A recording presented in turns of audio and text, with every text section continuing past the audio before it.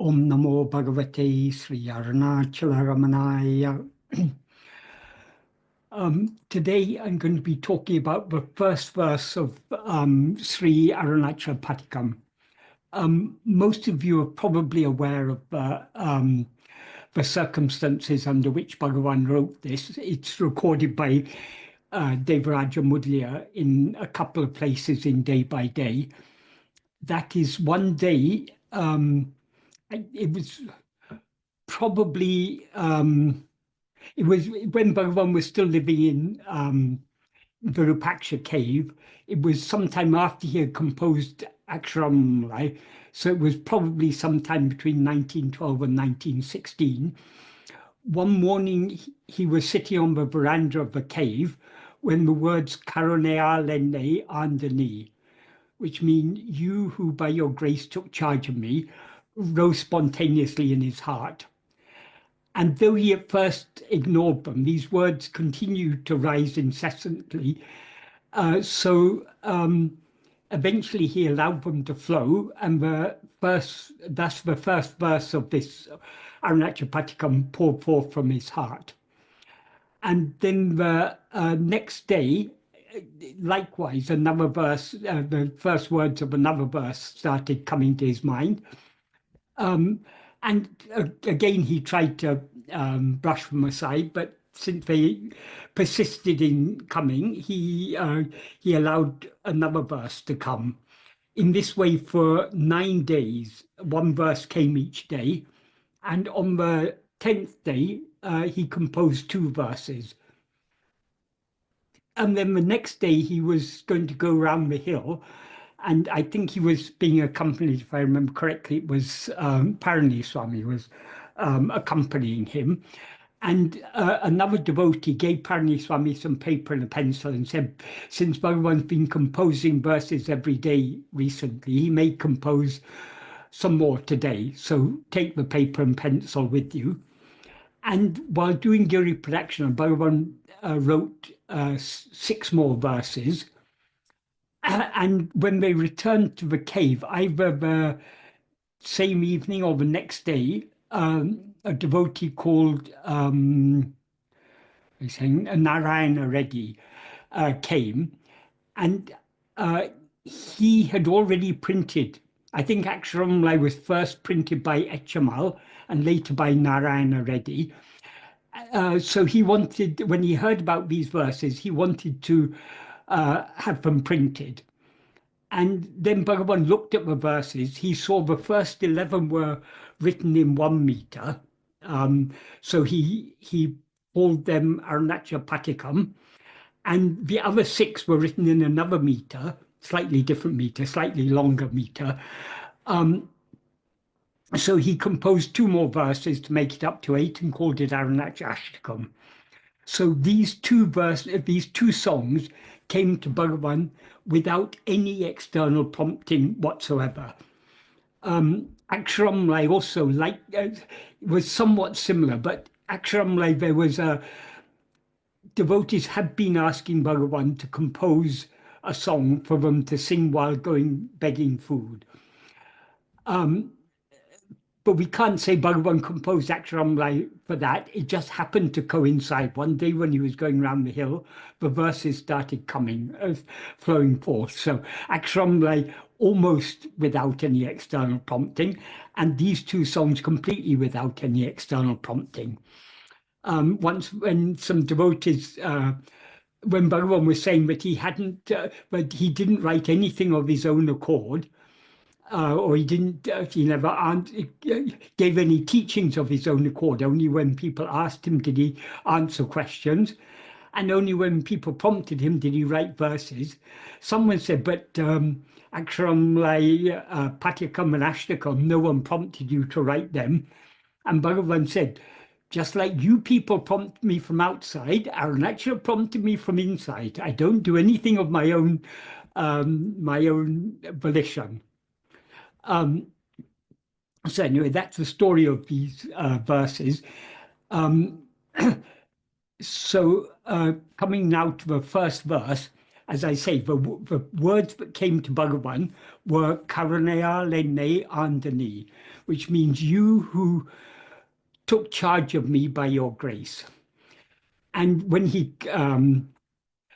allowed the words to flow, the whole verse came out as Karunaya Lene Andani Yanakun Kakshitan Daralile Endral Irul Nali Ulahil Engie Padativ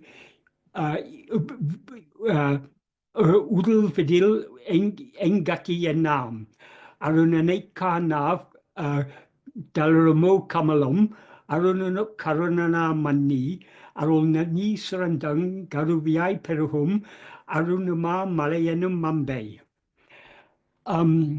I'll go through it clause by clause. So, as I say, Karunaya Lene Andani means you who took charge of me by your grace. Enaku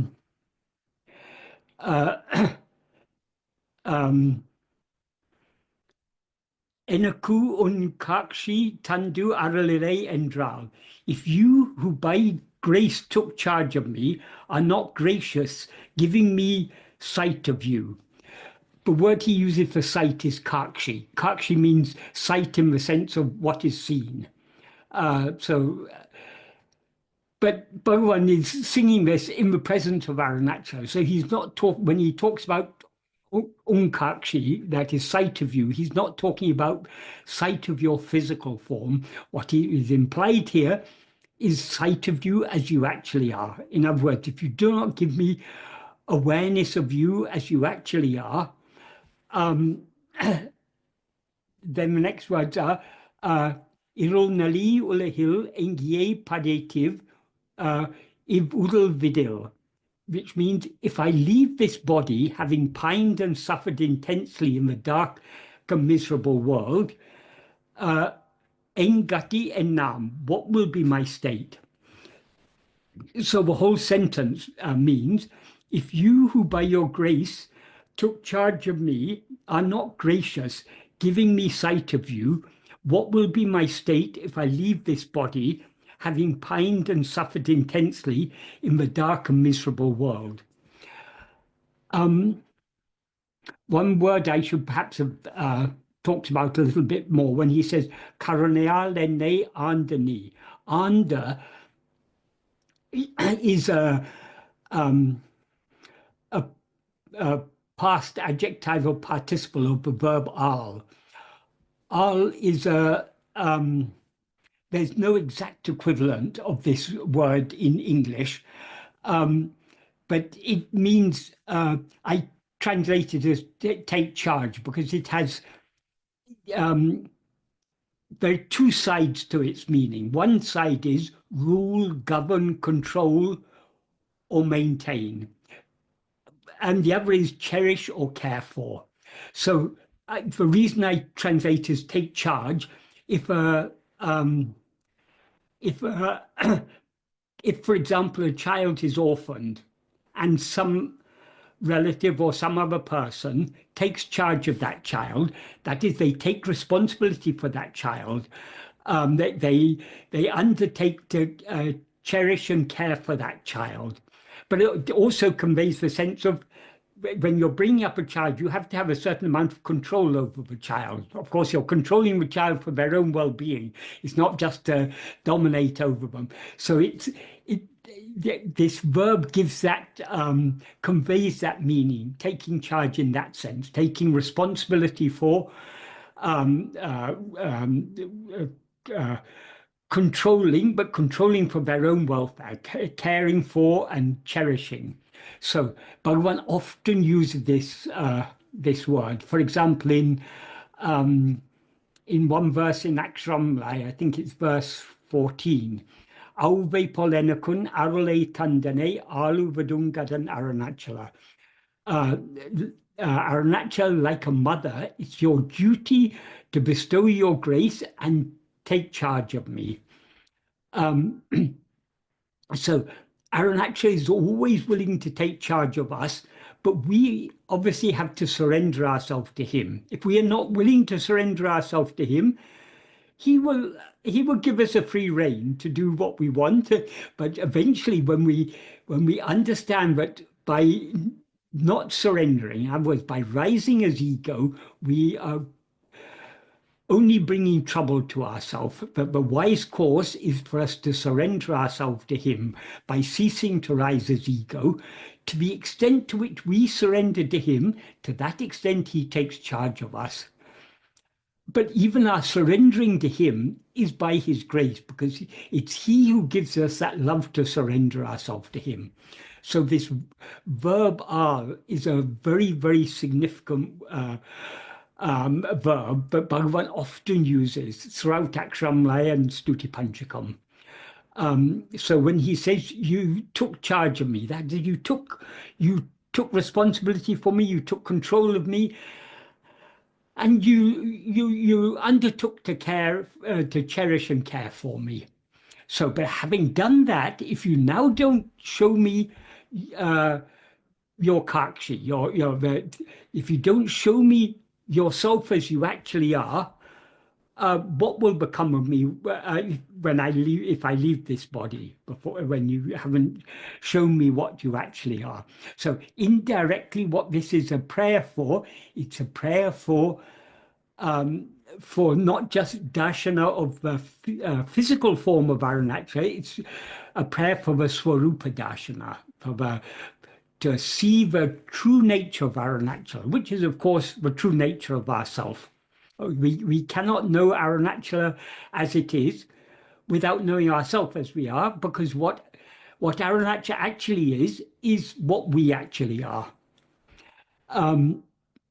So this is a prayer for him to show himself as he actually is, and only when he enables us to be aware of him as he actually is, will ego thereby be destroyed, because ego is a false awareness of ourself, so it can be destroyed only by correct awareness of ourself. That is why this is such a significant prayer. Then in the next sentence is Arunane Karnadu Alaramo Kamalam. Kamalam is a lotus. Alarum means blossom. Alaramo is will it blossom? Will a lotus blossom? Arunane Karnadu, without seeing the sun. That is, only when the lotus sees the sun will it blossom. It cannot blossom without seeing the sun. So that's a rhetorical question. Without seeing the sun, will a lotus blossom? No, it won't blossom. So what is the significance of this? He's asking Aruṇācala to show himself. So if you don't show yourself to me, how can my heart blossom? That is the implication. And then in the next sentence, he begins by saying, Arunanuk Arunana Mani. Arunan in this context means the sun. So Arunanuk, Arunaku, Arunan means the sun to the sun. Mani means being permanent, enduring, remaining, persevering, or being steady. So in this context, it implies being forever. So being forever as the sun to the sun. What does he mean by the sun to the sun? That is, the sun provides physical light. So the sun, by the light of the sun, so many things in this world are illumined. We're enabled to see so many things by the light of the sun. But what is the light that enables us to know that physical light? That it's only by the light of the mind we are able to know the physical light, light of the sun and other physical sources of physical light. So physical light is illumined by the mind light. Illumined in the sense that it's only by the light of the mind that we're enabled to know the physical light. But what is the light that illumines the mind? That is the light of pure awareness.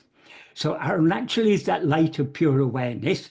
So since Aruṇācala illumines the mind, enabling the mind to know the sun, he is the sun to the sun. So it's a very beautiful description. But it's poetically it's very beautiful, but it's also very, very deep in meaning. He is the original light, the light of pure awareness that is ever shining in our heart as our own being, as I am. So it's only by that light of that original light that the mind is enabled to know anything, to know either itself or other things. So the original light illumines the mind, and the mind in turn illumines all other forms of light, all the physical light. So in the previous sentence, he'd asked, can the lotus blossom without seeing the sun? And in this sentence, he begins by saying, being the sun to the sun. That is referring to Aruṇācala. And then very beautiful description. Arulnani surandang surandu angu aruviai peruhum. Which means it's a adjectival clause, from which grace surges forth as a spring, gushing forth abundantly there. So this is an adjectival clause. In English, relative clauses always come after the noun they're referring to, but in Tamil they come before. So what this is referring to is Aruna Marmalai. Aruna Marmalai means Aruna Great Hill, or the Great Aruna Hill. Enum means called. Ambe means love. Ambu is love. Ambe is here. It's a vocative form of Ambu, so it means O love. So he's addressing Aruṇācala as O love, called the Great Aruna Hill, from which grace surges as a spring, gushing forth abundantly there. So it's a beautiful description of Aruṇācala. Aruṇācala is love itself. It's love itself in the form of Aruṇācala, or the love that is called Aruna Hill, from which the grace surges forth abundantly, gushing forth as a spring. And as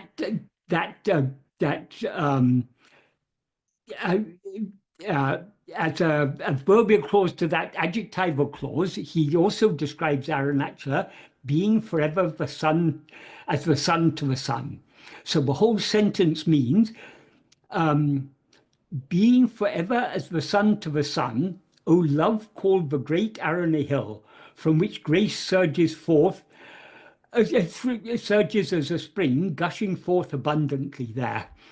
So it's actually the whole, it's all an address to Aruṇācala, but there's an implied meaning there. That is, in the previous sentence, he had said, can the lotus blossom without seeing the sun, or will the lotus blossom without seeing the sun?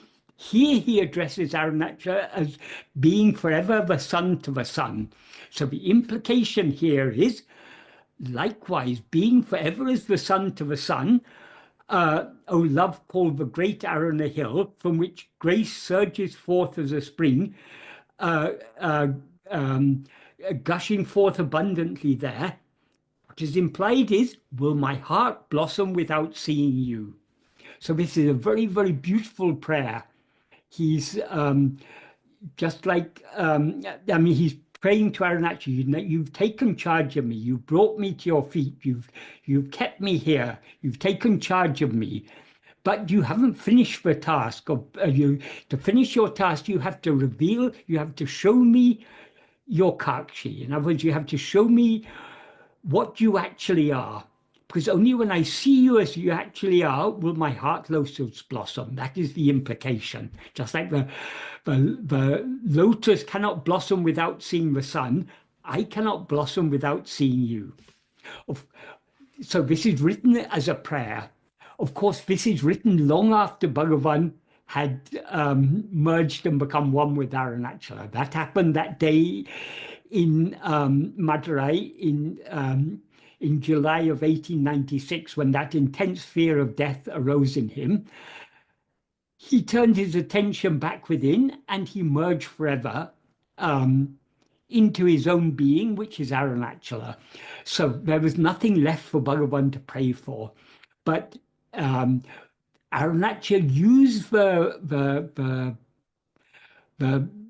pure body and mind of Bhagavan as an instrument through which to show us how we should pray for grace. That is, Bhagavan is in Aksharamlaya here in Patigam and in other places. Bhagavan is singing from the perspective of a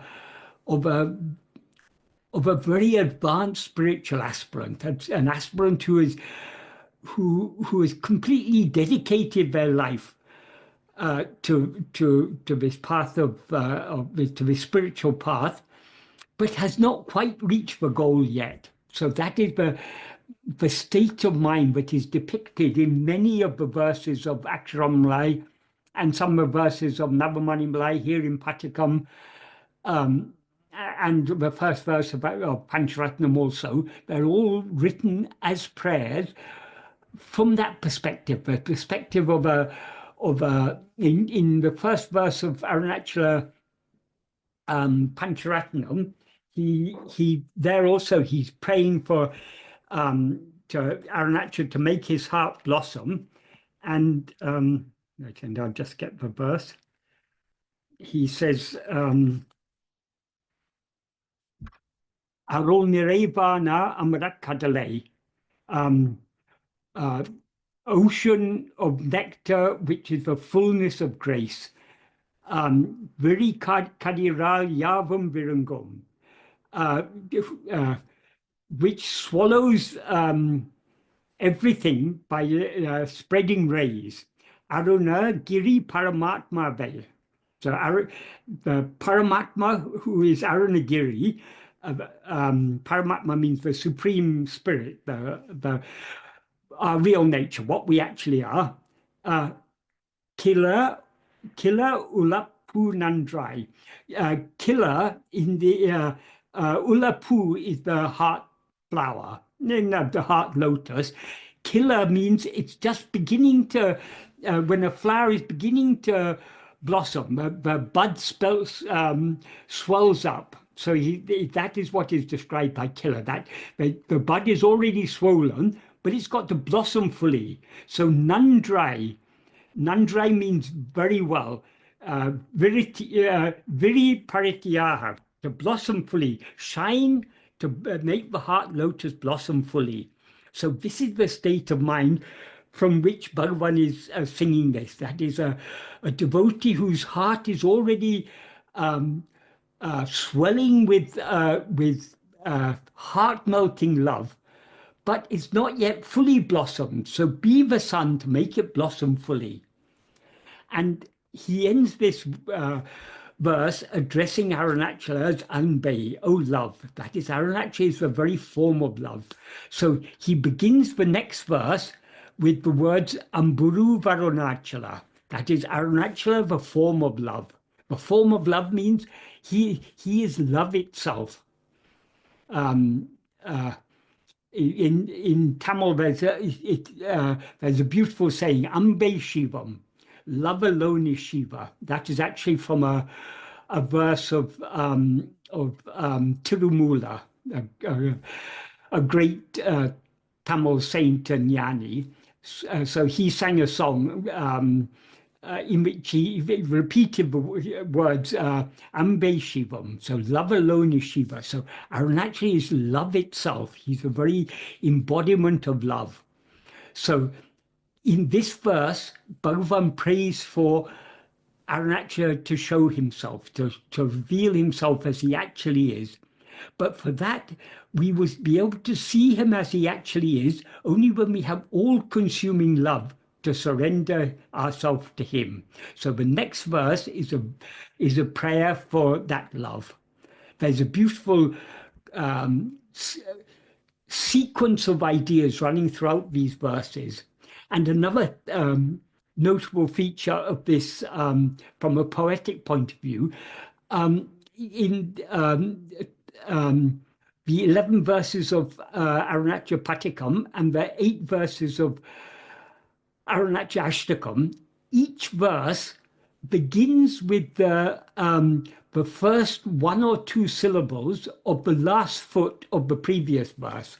So this verse, as I say, ends with the word ambe, O love.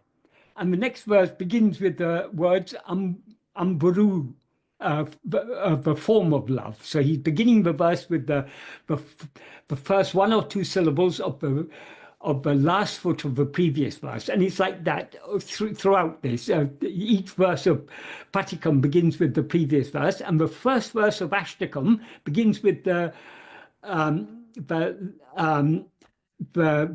first 2 syllables of the last foot of the last verse of Patikam. Patikam ends with the words Giriye. I think Giriye, if I remember correctly. Yes. Arunama Diram or Arivir. And then he begins Ashtakam with the words Arivaru. So like that, throughout all these 19 verses, there's that poetic linking of one verse to the next. But not only is there a linking of the this poetic linking, there's also a linking of ideas. There's a thread of ideas running through these verses.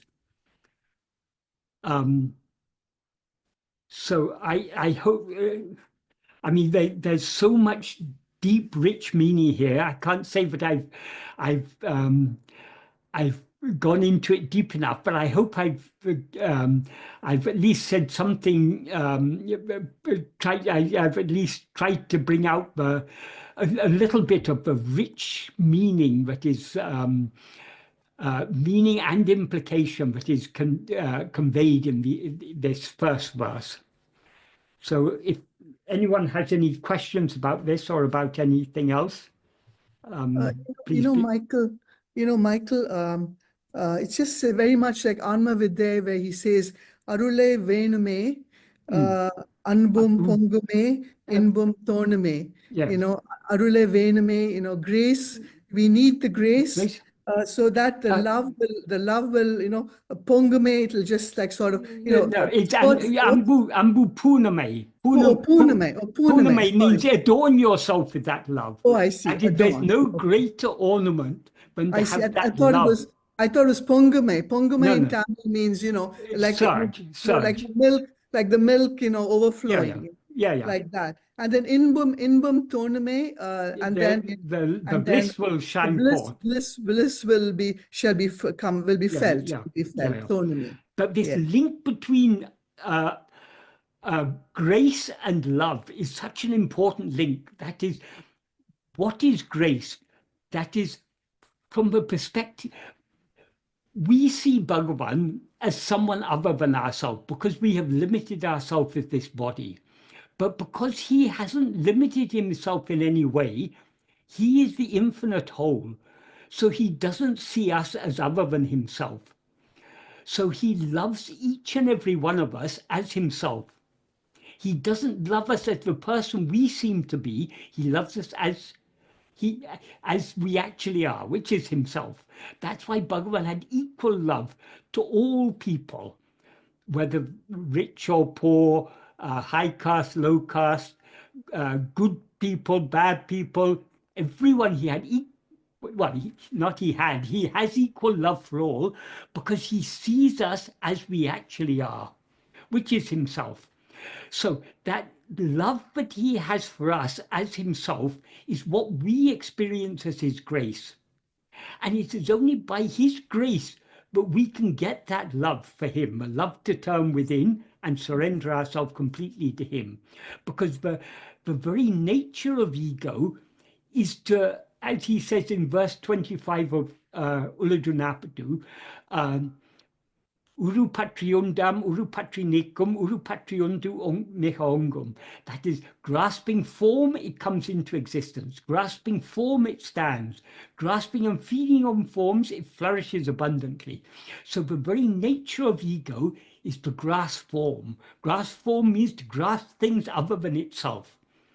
So to grasp this, well, the first thing we grasp is this body, which we take to be I. And then we're constantly feeding on all these thoughts and sense perceptions and memories and all these things. So the very nature of ego is to be always going outwards, grasping things other than itself. So the love to turn within is contrary to the very nature of ego. So that love can come, it cannot come from ego, it can come only from what we actually are, which is that infinite love that is Bhagavan.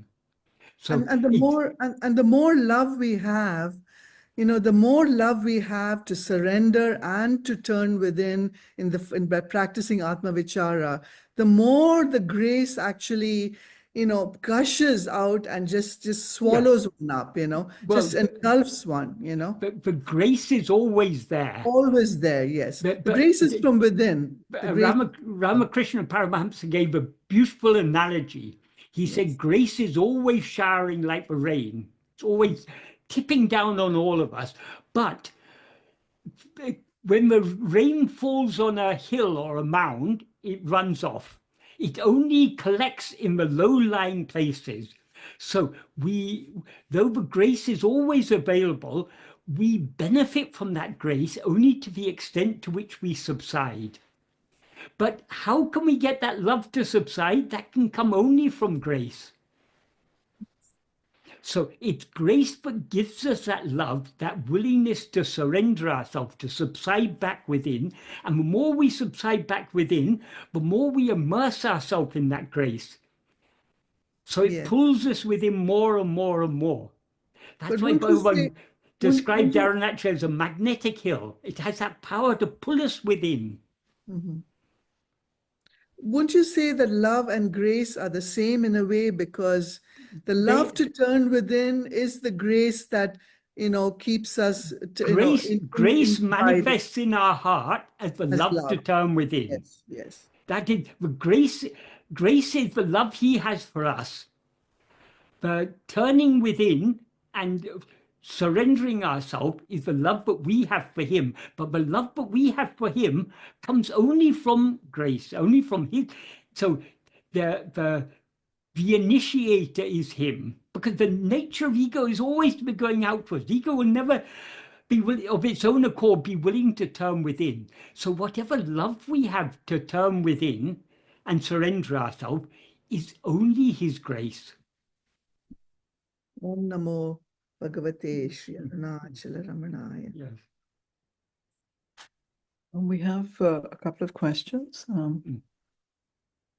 Yeah, the first question is, many mistake self-investigation for just another meditation technique. Could you please explain how Ramana's self-investigation of who am I differs from traditional meditation? Thank you. Right. That is generally meditation. Meditation means thinking. It's a mental activity. And it's usually, meditation always has a target or an object of meditation, something on which you meditate. But in all forms of meditation, other than Atma-vichara, self-investigation, the target is something other than ourself, a name or form of God, a chakra or some center in the body, or a mantra, or whatever it is. There's something that we are trying to fix our attention on. So if we are fixing our attention on any object, anything other than ourselves, any phenomenon, that is an outward going movement of our mind. Whereas if in self-investigation, we are not attending to any object, we're attending to the subject, or rather to the reality of the subject, to the awareness that illumines the subject. So we're attending to our own being. Our own being, or our own awareness, the awareness I am, is obviously not an object. We cannot, it's not like attending to an object. It is self-attention. The attention is turned back on itself. The awareness is turned back on itself to see itself. So whereas attending to anything other than ourselves is a mental activity, because it's a movement of our mind away from ourselves towards some other thing. In self-attention, it is not an activity. It is a subsidence of activity, a cessation of activity. Because to the extent to which we turn our attention back towards ourselves, we as ego subside. And when we subside, all our activity subsides along with us. So this is fundamentally different to any other form of meditation. It is going in the opposite direction.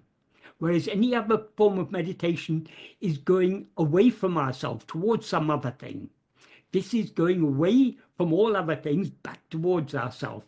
It's a withdrawal. In other words, all other forms of meditation are a more or less subtle form of pravriti, outward movement, whereas this is the path of nivritti, of withdrawing, going back within, subsiding back into our source. So all other meditations are mental activities. This is a cessation of mental activity, a subsidence of mental activity.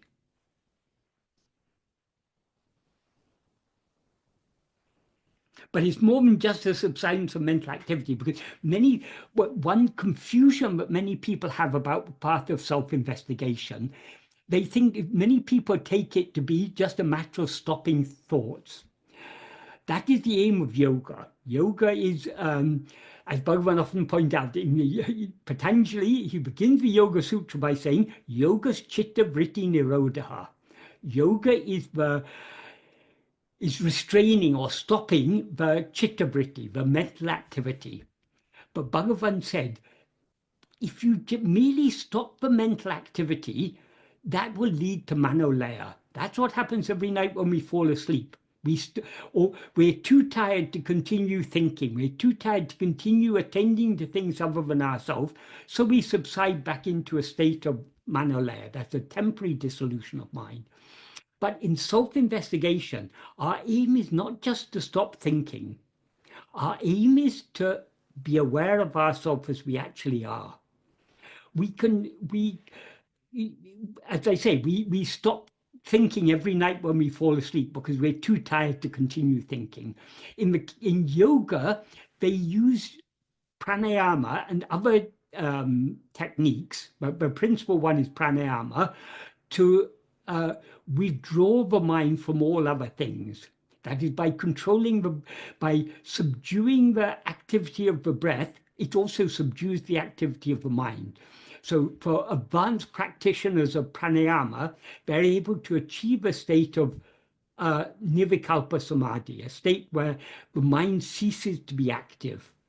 But Bhagavan said that's only a temporary cessation of mental activity. That's manolaya. In order to bring about the permanent cessation of mental activity, that is manonasa, it's the only means by which we can destroy the mind. That manonasa means destruction of mind.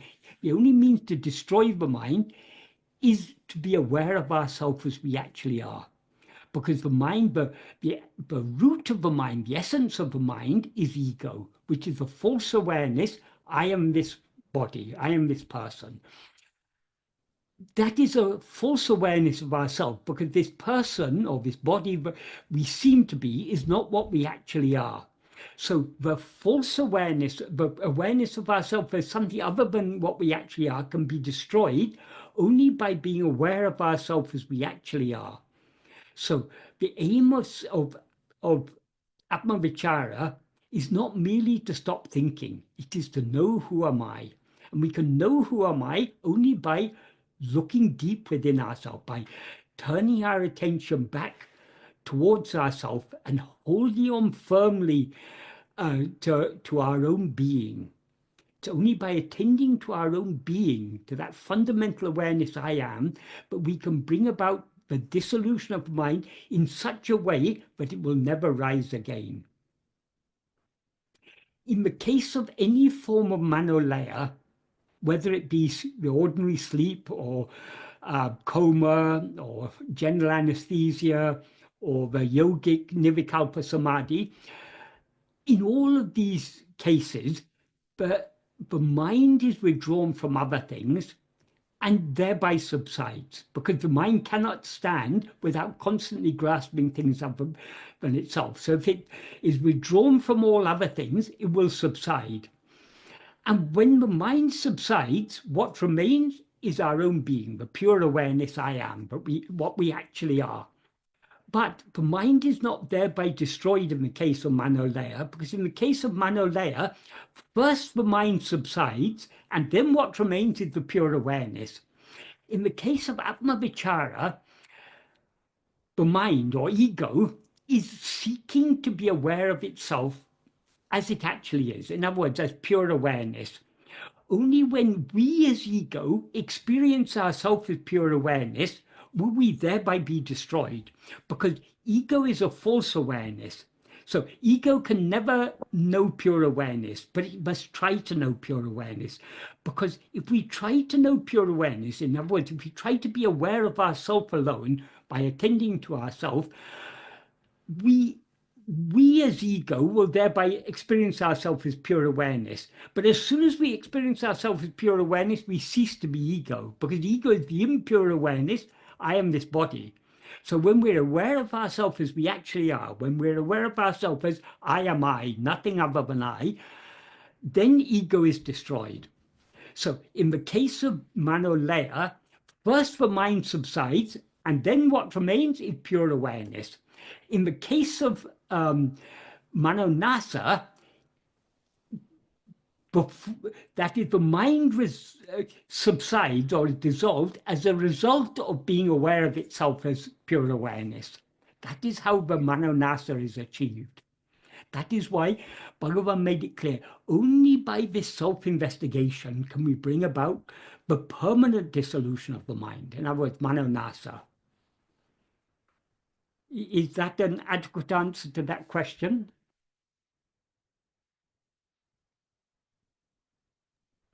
This distinction between Atma-vichara and all other forms of meditation, this is very, very important to understand. No, Michael, I mean, the perfection in dhyana is the state of abiding in the self. So before dhyana comes the dharana, which is conscious concentration. You told us that without concentration, we will lead into pramada. Correct? Like there should be laser Yeah, but focus. it's not just a matter of concentration. Concentration on what? If you're the distinction is whether you call it concentration or meditation or attention or whatever it is, what is the dhyana lakshana? If the dhyana lakshana is anything other than ourself, it can at best lead only to manolaya. It cannot lead to manonasa. In order to abide in the self means it's not even to say abide in the self. It's not one thing inside another. It's abiding as the self, being as we actually are. Being as we actually are is, we can be as we actually are only by subsiding. So long as we are always as we actually are, but we seem to be something other than what we actually are because we've risen as ego. So only in the state where we cease to rise are we being as we actually are. And in order to be as we actually are in such a way that we never rise again, it is possible only by means of Atma-vichara. Bhagavan says, for example, in verse 27 of Ulladu, he says, Nanudiyada ullanile, namaduvai ullanile. The state in which I is without rising is the state in which we are that. We are that means we are Brahman. So in order to be what we actually are, we need to cease rising as ego. And then he goes on to say, without investigating the place where I rises, the place where I rises means the source, that is ourself. Without investigating ourself, what we actually are, how to achieve the annihilation of ourself in which I does not rise. That's a rhetorical question. What he implies by that is the only way to bring about this annihilation of ego, what he calls there tanirapeva, destruction of oneself, in which I does not rise, is by investigating ourself. And without investigating without reaching that state of the destruction of ourself, how to be in our own state in which we are that. So we need to, that is, I don't know what you say in Bhagavan's collective works, it may be somewhere in a work such as Vichara Sangraham. In Vichara Sangraham, there are some useful ideas there. Maybe about 5 or 10% of that is the actual teaching of Bhagavan. Most of Vichara Sangraham, how Vichara Sangraham came into existence is Gambiram Seshya had read many books on Vedanta and yoga in English. And he brought those books to Bhagavan. Wherever he didn't understand any passage, he asked Bhagavan to explain it. So Bhagavan would, in those days, Bhagavan wasn't talking much. So he would read it and he would summarize it in Tamil. He would write on a piece of paper or a slate or whatever. So most of Vichara Sangraham is not actually Bhagavan's original teachings. Bhagavan is simply summarizing what Gambiram Seshya had read in other books. And he had read that was shortly after Vivekananda's books on Bhakti Yoga, Raja Yoga, and so on had come out, Karma Yoga. So he'd read those books. He'd read various translations by the Theosophical Society of Vedantic works and works on yoga and so on. So he read a number of books in English. He wanted clarification. So there are many things in Vichara Sangraham that are not the pure teachings of Bhagavan. And even those that come close to the pure teachings of Bhagavan, some of them are very good. I mean, particularly the first passage there is really good. It's a very good, beautiful, I mean, that Bhagavan's, you can see there, that Bhagavan's own pure teachings. But many things there said in a rather roundabout way. So if you say by meditation you abide in yourself, meditation on what, you need to ask. So many things there, they have a deeper meaning, but it's not so clear what that meaning is. So in order to be as we actually are, the only way is to meditate on ourselves, is to attend to ourselves. If we meditate on anything else, at best we can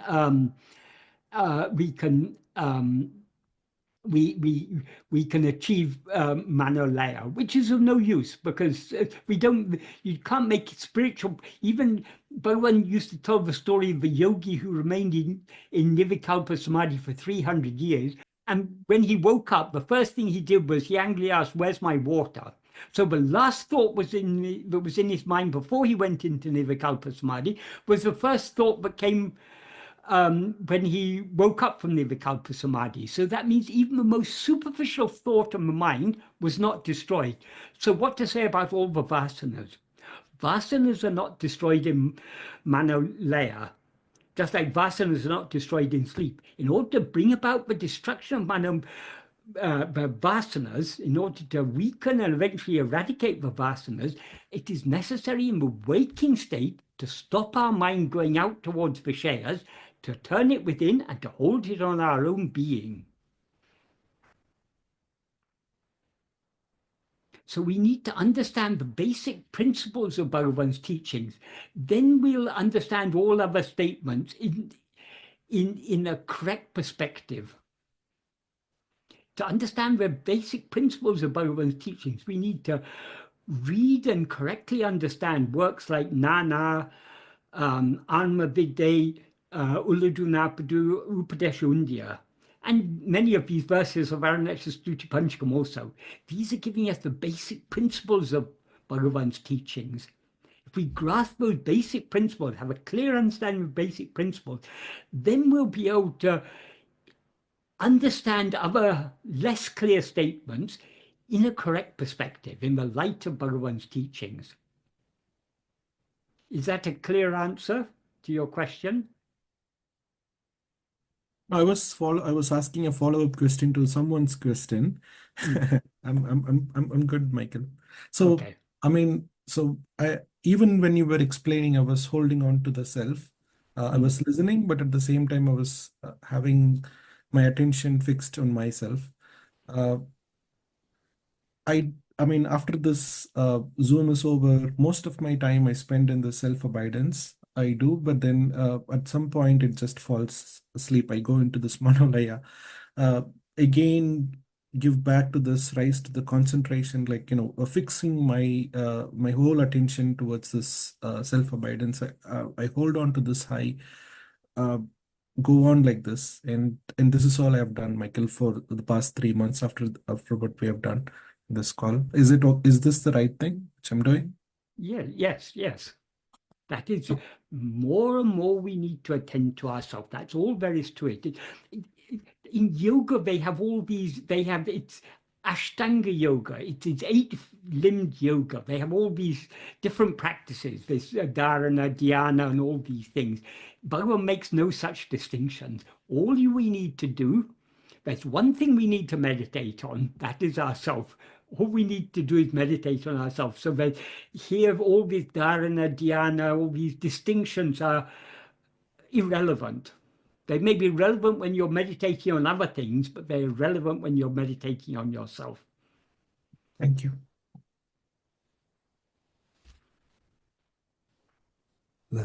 Could you say a bit more about meditating on oneself, Michael?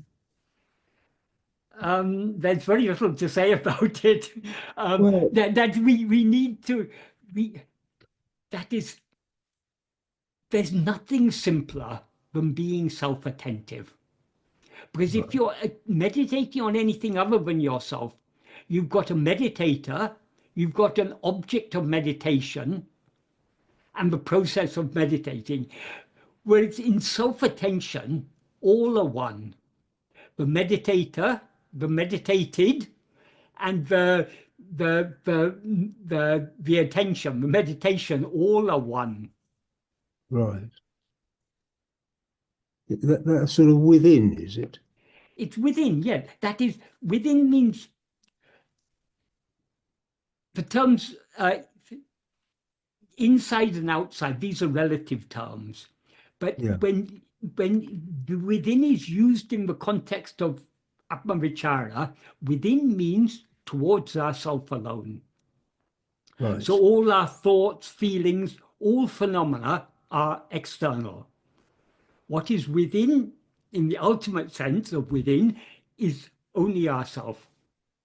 So turning within means turning our attention away from all other things back towards ourselves. Right. And that's meditating on ourselves. On ourselves, yes. Thank you. But we need to understand this is the path of jnana. So we need to have a clear understanding of what it is we're meditating on. Many people are they think simply stopping thoughts is meditating on oneself. It's not. We need to understand what we are. Thoughts appear and disappear. Likewise, states that are free of thoughts appear and disappear. Sleep appears and disappears. Now sleep has disappeared. It will reappear tonight when we lie down in bed. So we are not looking for anything temporary. We're not looking for a temporary peace, a temporary silence, a temporary cessation of thoughts. We are investigating what is ever shining, what is permanent. And that is only ourself. What is it that shines in all three states, in waking, in dream, and sleep? I am now awake. I was asleep. I was dreaming. That I is what continues throughout all three states. So what we are to meditate on is that which alone remains in sleep, namely our own being. Because what remains alone in sleep is what is shining even now, but it's seemingly covered by other things because we are more interested in attending to other things. But though we say it's seemingly covered, it's never actually covered because we're always aware I am, whatever we may be doing. Whether we're talking or thinking or writing or walking or working or whatever we may be doing, who is doing it? I am. So that I is the ground of all experience. That is what we need to hold on to. That which is permanent, unchanging, and self-shining. That is our own being. Right. Thank you. So understanding that is very necessary. Yeah. That is we cannot know ourselves just by understanding, but in order to find out what we actually are, we need to understand what it is we are to investigate. So we need to understand what we are and what we are not, and to attend only to what we are, only to that which is permanent, that which never appears or disappears.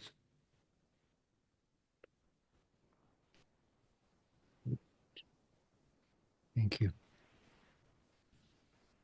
I think at times, Michael, I think it's helpful for David. I think you've talked about self and the I as pure awareness, and sort of thing, and the awareness of awareness, or pure self-awareness, Yes, or self-consciousness is what it's sort of our very presence without any objects. That sense of presence without any objects, which remains in all states in which objects come and go. So if that's David, pure awareness means unadulterated awareness. If you've got a glass of pure water, it means it's only water, nothing else in it. So pure awareness is just awareness, nothing else. So the pure awareness is awareness without any objects or phenomena. That is what we actually are. So the awareness that shines in sleep or any other state of mana layer is pure awareness. We need to experience that here and now in this waking state. So we try to attend that what is shining in sleep is only our own being. So we need to attend to that now. So we need to experience ourselves as that awareness that is that exists and shines, whether phenomena appear or not.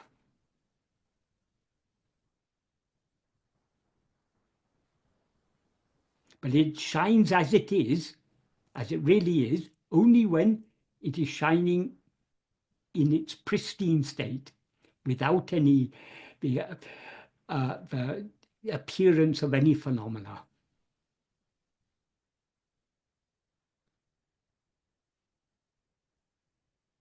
That's why Bhagavan says in verse 16 of Upadeshundya, Veli Vishayam Veli Vidayangali Vittu. That means leaving external phenomena. So we need to withdraw our mind from all phenomena. And when he says external, all phenomena are external.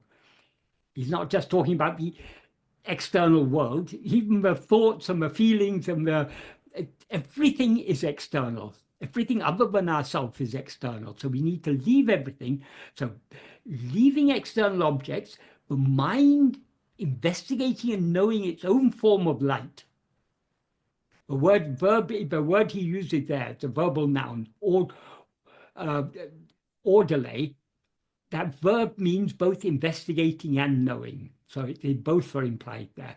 So investigating and knowing our own form of light. Our own form of light means that light of awareness, the awareness I am. That alone is real awareness, he says. So leaving external phenomena, the mind investigating and knowing its own form of light alone is real awareness.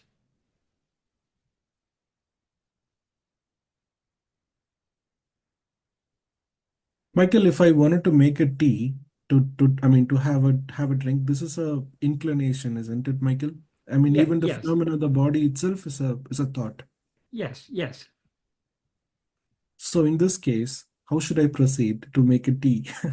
To just keep my attention wholeheartedly in the self and then proceed. If you're destined to make a tea, you'll make a tea. Don't worry about it. So long as you're thinking about tea or about anything else, you're not attending to yourself. If you attend to yourself, if the body, speech, and mind are destined to make and drink a cup of tea, they will do so. Leave it, leave all that. We need to understand all these external things will, whatever is destined to happen is going to happen. Whatever is not destined to happen is not going to happen. As Bhagavan made very clear in the note he wrote for his mother. What is never to happen will not happen in spite of any amount of effort. Endrum naruvadu, enviachikanum naruvadu. Narapadu entadesayanum niladu. What is to happen will not stop in spite of any amount of obstruction. Iduve tinnam, this is certain. Ahalin monamai irake nandru. Therefore, being silent is good. So, being silent means not rising as ego. And in order to not rise as ego, we need to hold on to our being and thereby be as we actually are. So if a tea is to be made, let it be made. It's no concern of ours. It's a matter of shifting our interest away from all other things, back towards ourselves.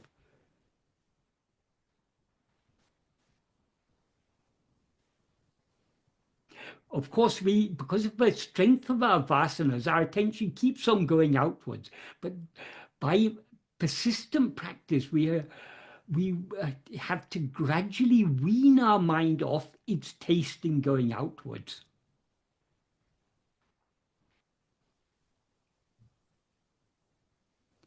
Not only is the inclination to make tea a vasana, the inclination even to think about that is a vasana.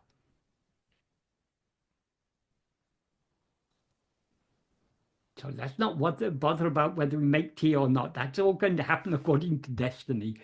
Let us turn within and try and hold on more and more to our own being.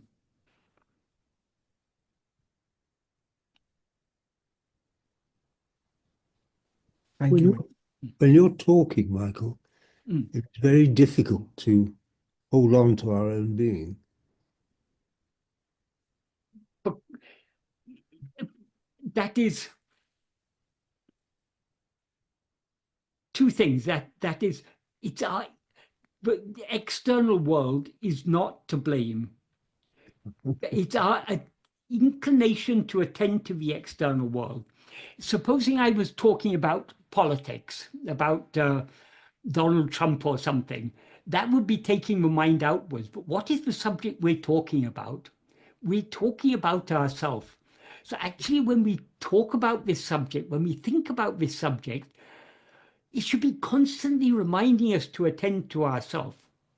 If we are really, that is, in classical Vedanta, it is said there are three, that is this spiritual path, there are three components. There's Sravana, Manana, Nididhyasana. Sravana literally means listening. That implies studying the teachings, reading attentively, listening attentively to what Bhagavan has taught us. Manana means thinking. It means making sense of it, reflecting on it. That is, when we read Bhagavan's words, it's not sufficient just to read the words. We need to understand what he is saying, what he is implying by these words. So the manana is making sense of it and imbibing it, making it, soaking our mind in these ideas. And nididhyasana is actually putting them into practice. Though it is said these three things, if we do them correctly, when we do the sramana, if we're really attending to what Bhagavan is saying, what is he talking about? He's talking about I. So it should draw our attention back to I. Even more powerful, when we think about it, we should be thinking about what he's talking about. He's talking about I. So the nididhyasana should begin in the sravana. It should get intensified in the manana, and nididhyasana is when we're fully absorbed in that.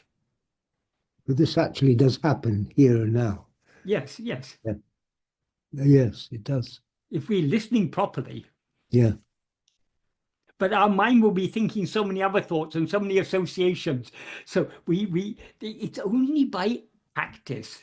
That's why Bhagavan said, by practicing more and more in this manner, the mind will gain the strength to remain in its source.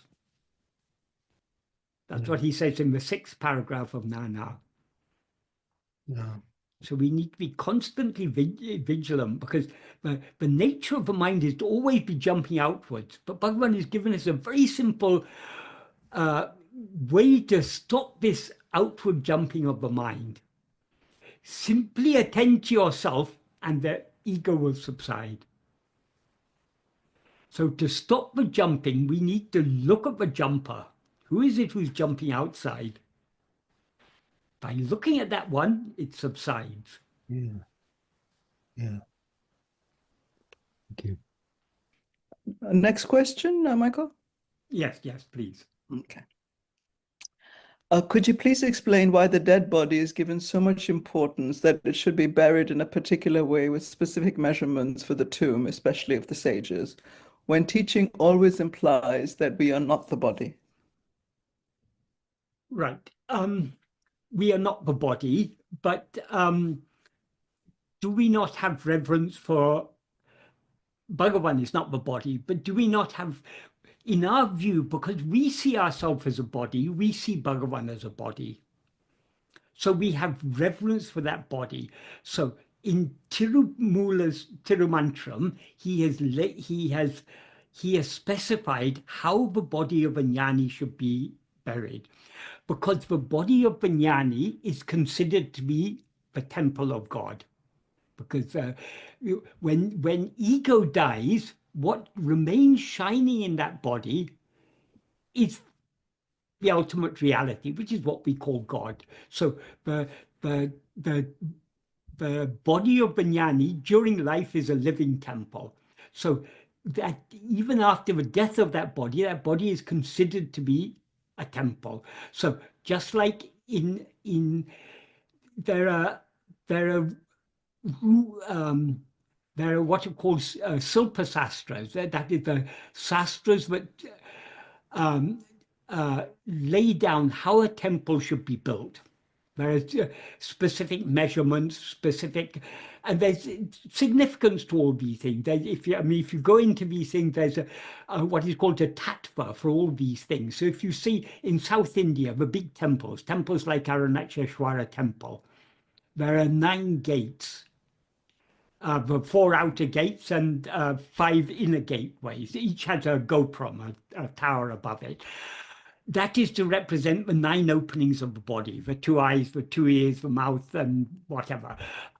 So there's a significance to all these things. So at that level, because the body of the jnani is considered a temple, when the body is buried, there's certain that is, Tirumula has laid down how it should be buried, and there's a significance to it all. For example, when the samadhi of a jnani is prepared, at the base of the samadhi, a triangle of bricks is slightly raised. That is, 1 brick height is raised, a platform that is pointing towards the north. The point of a triangle is pointing towards the north. The jnani is seated on that in such a way that when we're sitting cross-legged, we form a triangle. So the jnani is seated there, facing towards and that is the direction in which the body is facing is towards the point of that triangle. So that has the effect of 2 triangles, one over another. So that forms a 6-pointed star. So there's significance to all these things. And though the jnani is seated facing towards the north, the head is turned towards the east. Because temples generally are all facing towards the east. God, that is, God in his role as Ishvara is facing eastwards. God in the role of Guru is facing southwards, which is why Dakshinamurti is always facing southwards. So there's a significance on the south side of every Shiva temple in South India, the image of Dakshinamurti is there. On the south side of Aruṇācala, just beside the entrance of Ramanashram, there's a very old temple, a Dakshinamurti temple. It's very unusual to have a temple just for Dakshinamurti. But the reason that is there is because Aruṇācala is Shiva himself, on the south side is Dakshinamurti. And because Bhagavan is Aruṇācala in the form of Guru, Bhagavan is, Ramanashram is on the south side. Aruṇācala temple is on the east side. So there's significance to all these things at a certain level. And all these things have deeper meaning. It's not just that that is, there's a superficial, what the rules that are laid out, but underneath that, there's deeper significance to all these things. Ultimately, of course, none of these things matter, but it's on the level of vivahara, on the level of all these worldly manifestations, we behave in a appropriate way. We respect the outward form of the Guru in an appropriate manner.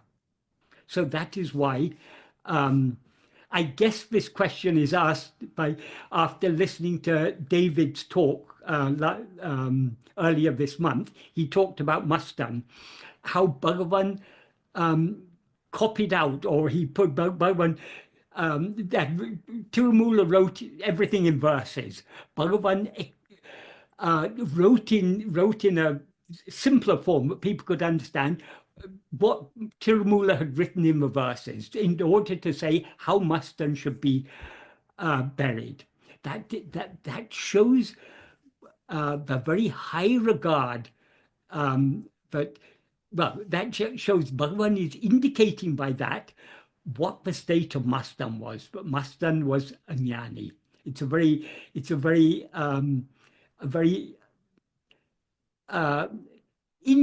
Bhagavan generally doesn't say things directly, but this is an indirect way of indicating the state that Mustan was in. He was a very, very great devotee of Bhagavan. One who had truly surrendered himself to Bhagavan.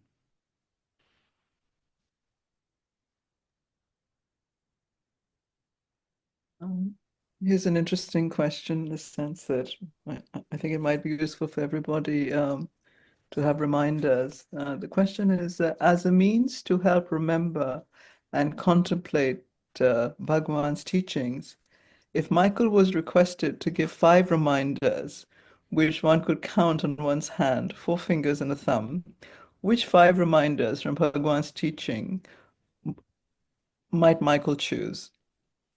I'll keep it very simple. I. Because that's what Bhagavan's teachings are all about, knowing I.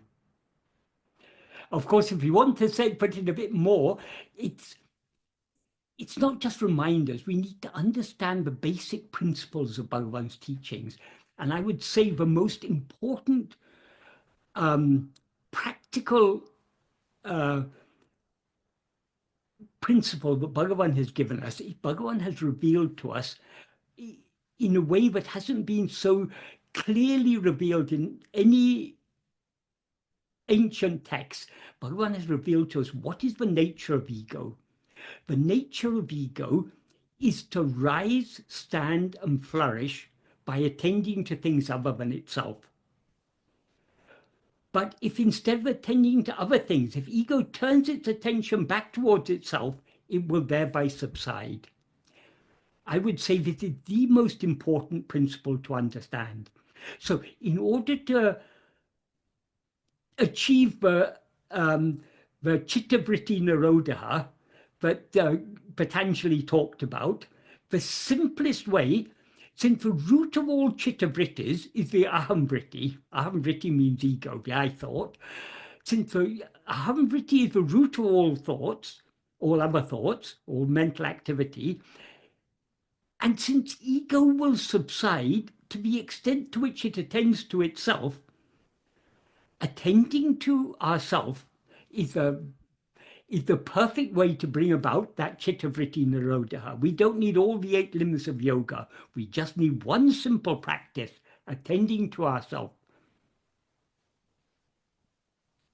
That's not to say, but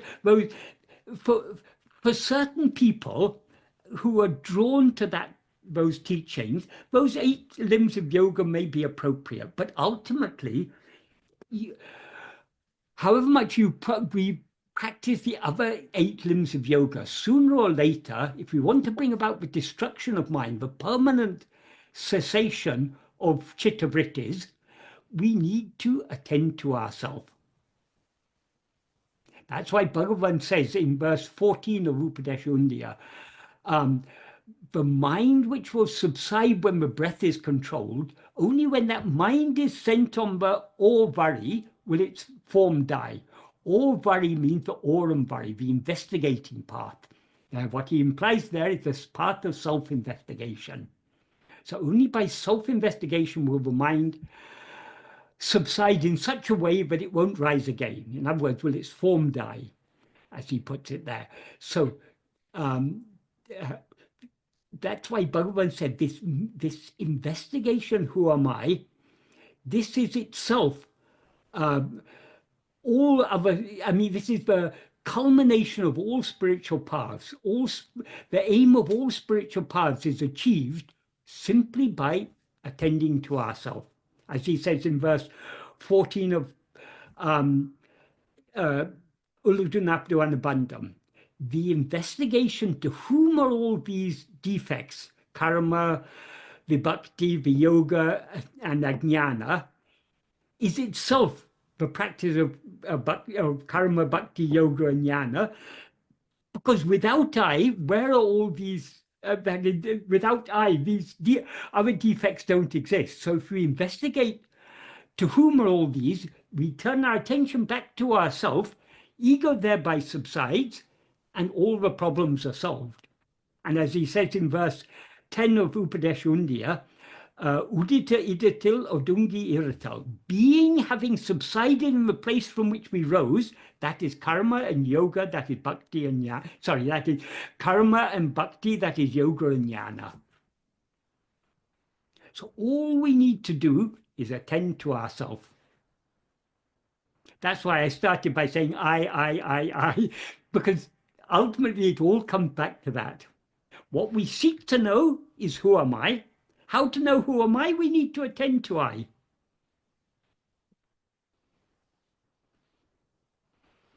As for remembering to do so, we have to remember to do so. I mean, we have to, this is what the practice is all about. The natural inclination of the mind is to go outwards. We've got to constantly remember to turn within. And the more we practice this, the more love we will have, and the more natural inclination we will have to turn back towards ourselves and thereby subside back into the heart.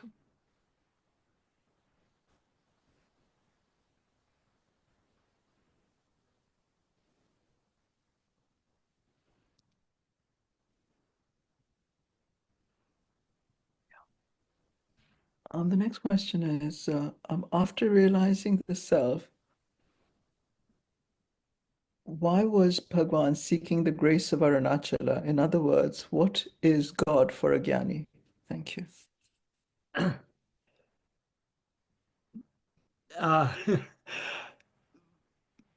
That is, Bhagavan had no need to seek Aruṇācala's grace. He was already, he had already surrendered himself completely and merged, become one with Aruṇācala. That is, Bhagavan is nothing other than Aruṇācala. But by the grace of Aruṇācala, Bhagavan's mind, speech, and body were used to sing these songs to teach us how we should pray for the grace. Bhagavan had no need of any of these things. He had no need of anything. He was Purna, he was the whole, the fullness, the infinite whole. He wasn't lacking anything. He isn't that, even to say he wasn't, it's putting him past that. But he is the eternal reality. There's nothing for him to gain or to lose. He is our own being. But out of his grace, he sang these to teach us how we should pray for grace. And praying is not just the words. The words are indicating what we should be longing for. The real prayer is the yearning of the heart.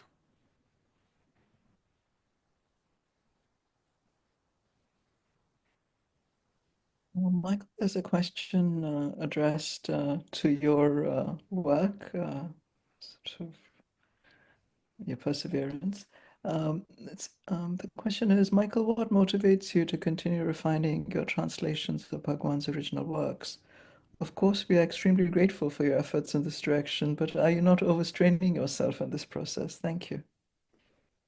There's nothing I love more than, because my mind doesn't always dwell on myself, my mind goes outward. If it's to go outward, there's nothing better to dwell on than Bhagavan's words. So now I'm refining my translations. I'm doing these detailed word-for-word meanings that explain each and every word.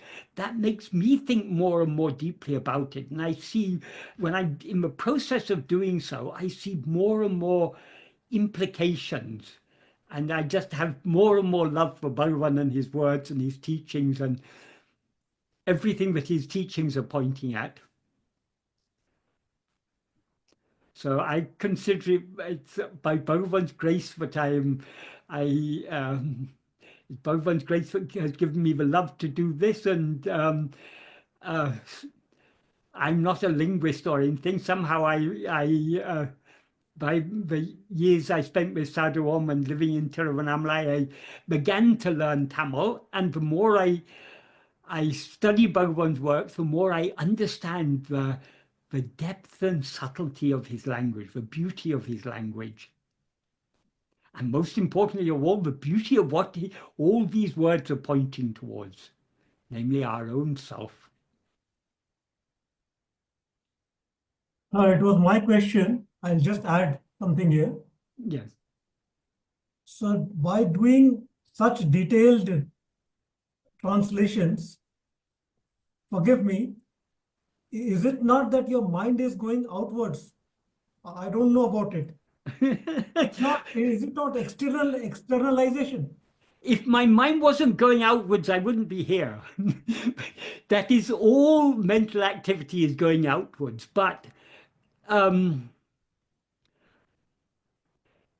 like a moth that flies around and round a candle flame, what's going to happen to that moth eventually? Sooner or later, it's going to get too close and it's going to get burnt.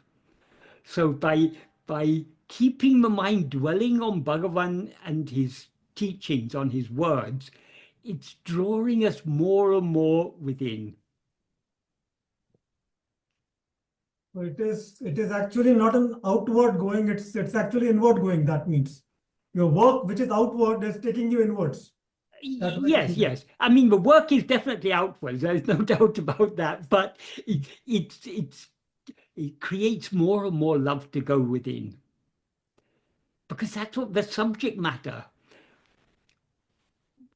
Why I had so much love for Bhagavan's words, because they're pointing back within. Because nowadays you're going into more details than earlier. Each and every word, each and every syllable, you're trying to But make for me, that is it's a meditation. It's a manana. It's making me think more and more carefully about, and it's enabling me to understand his language better and better. I don't know. It may not be clear to others, but to me, I feel great benefit by doing this. It's absolutely clear, sir. Our benefit is what, as I look at it, our benefit is the more your clarity gains more and more the clarity, that clarity is transmitted to us.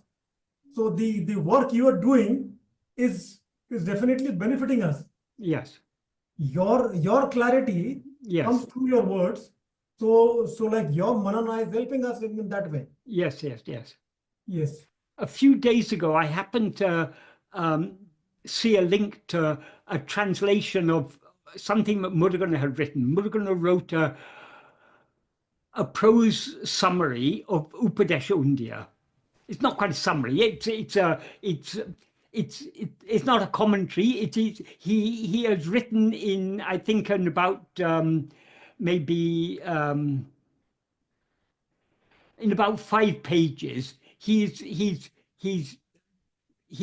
written the ideas of Upadesha Undya and a slightly expanded form. So it's giving a lot of clarity. So I happened to come across an English translation of that. So I read the English translation, and in many places I wasn't satisfied. So I went back, and that is published in the 9th volume of Ramana Bodham, in one of the appendixes towards the end. So I read it, and I saw how much deeper what Muruganar has written is than that translation. That translation really doesn't do justice to it. And it's the same with so many translations I come across.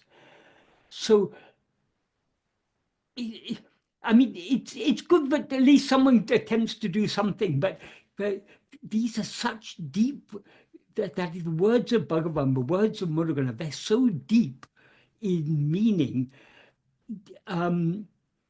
Doing full justice to them it's very challenging, but it's a very fruitful activity to do. So because I have the good fortune of understanding the Tamil, at least to some extent. I'm not very good at Tamil, but at least I because of my years of studying Bhagavan's teachings, I'm very familiar with it, and it's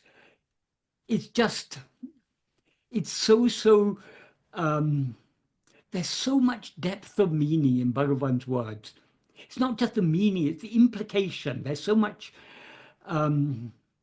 it's very hard to put it in words, but just subtle things when I see, it opens up new dimension, new layers of meaning within Bhagavan's words. But I doubt, sir, how many people are going through your translations. Because probably not. It doesn't matter. It doesn't matter. At least I have gone through it. So I don't, if no one else is benefited, at least I'm benefited. And there will be some people who are equally crazy like me, who have that love for Bhagavan's words, who will be going through. And I hope also my translations encourage people, some people, to learn Tamil. I get many Tamilians who write to me saying that they're not able to understand Bhagavan's verses, but they find my translations very helpful because it opens their eyes to it gives them access to the original Tamil. Because literary Tamil is very different to spoken Tamil. And very few people nowadays study literary Tamil in depth. But it's not difficult. It's not difficult, but it's just a matter of familiarizing yourself. So if this encourages people to read Bhagavan in the original more and more, that is good. I agree, because the Tamil is very high-class Tamil. It's very, very difficult to understand. And in a way, you can learn Tamil through Michael's translation. Yeah, well, as I say, my knowledge of Tamil isn't perfect, but as I'm going, very tough Tamil, that one is. Yeah. As I'm going through it more and more, I myself, my knowledge of Tamil, I'm improving my own knowledge of Tamil and my own understanding of Bhagavan's language. Because where they join the words is a bit different. Yes. Irundum when they put ma. Yeah. Ma, the sangi, the sandhi. Yes. Like Sanskrit, the sandhi comes out of it. Yes. It's different to what we, as in writing Tamil, will write. Yes. Yeah. You know what I mean. I know. Just a last question, sir, in my curiosity. So you seem to know everything what is going on in the world. So you are deeply into Bhagavan's teachings, as well as you know what is going on in America and all. So is your interest still on those things. It shouldn't be, but we can't live in this world without noticing some of the things that are going on. But I'm sure we are all taking too much interest in the external world in one way or another. Bhagavan has said in the 19th paragraph of Nana, as far as possible, we should not allow the mind to dwell on worldly matters. But because we take ourselves to be this body, the things that happen in the world affect us. And so we do tend to have concern for these things. But more and more we should try to withdraw our mind, because whatever is happening in the world, nothing can happen except by Bhagavan's grace. The problem is I tried switching off the TV for a couple of days, but then there might be a war and we wouldn't know. Yeah, I know, World War I III might erupt. I know. See, like there was an earthquake and we didn't switch on the TV, we wouldn't know. Yeah. So we have to keep abreast, Yeah. unfortunately. You read newspapers, watch TV. How do you know all these things in the world? World means I generally don't watch TV. I haven't watched TV for several months now. But for example, if you've got a mobile phone, there'll be news feed in that mobile phone. I mean, the news is everywhere. It's difficult to, even if you open a PC, there'll be news feeds will be coming. You can switch it all off. You can ignore it all, but you see a headline and you think, oh, what's that? And you see it. So as I say, I am aware that probably I take too much interest in these things, but the mind, the nature of the mind is to have Vishaya vasanas. The nature of the mind is to take interest in things.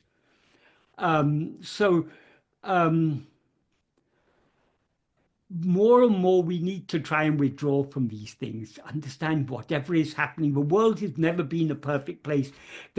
Since the beginning of humanity, there have been wars. Even before human beings were here, animals fight among themselves. Within species, between species, they're fighting. So this is just the nature of samsara. Thank you, sir. I've taken a lot of time. Thank you. The next question. Could Michael please expand on the follow? Oh, sorry, no, before we come to that. So this question is about mental health medication, and the question is, the question is whether mental health medication for things such as depression and generalized anxiety, does it affect our ability to turn within in any way? That it would be very difficult to say. People sometimes ask me about whether they should take certain medication. I'm not a doctor, I can't say. Certainly, I mean, we each have to judge for ourselves. If we have a mental condition for which medicines are prescribed, do those medicines help us or not? For some people, the medication can create a certain degree of stability, and that stability can, if it's used properly, can be helpful in turning within. So I would never advise someone not to take mental health medication if that is what is prescribed. But we can never be sure with these things whether it's the right. I mean, doctors are not all knowing. Doctors try their best to help, and sometimes they may prescribe the right thing. Sometimes it may not be the right thing. But there are many conditions people have that are helped by taking certain medications, but whether we turn within or not ultimately is up to us, whether we have the love to do it. So it's once someone who had been taking some mental health medication told me that they had that there's a person called Sadhguru who's very famous nowadays. He seems to be popping up everywhere. But it seems he once said that if you take these mental health medication, you cannot develop your soul, or you cannot. He almost like you. There's no hope for you in the spiritual path if you're taking mental health medication. I think that is extremely inappropriate advice, and it's also, whether we take medication or not, for one thing that we're always aware of is I am. So it's if taking mental health medication gives us a type of stability, a type of calmness, a type of clarity, or whatever it is, then it's not going to obstruct our turning within. But turning within, ultimately, it doesn't depend on any of these things. It's the love. We must have the love to turn within. But if the mind is in a very agitated, or I mean, there's so many different mental health conditions, but there, for example, bipolar, where people sometimes are very elated and sometimes very depressed.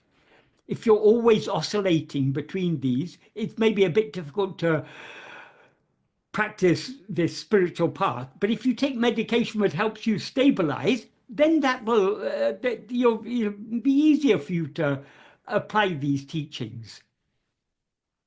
And maybe by applying these teachings, it will also help to stabilize. It will maybe be complementary to the drugs. The drugs will be complementary to this will be complementary to that.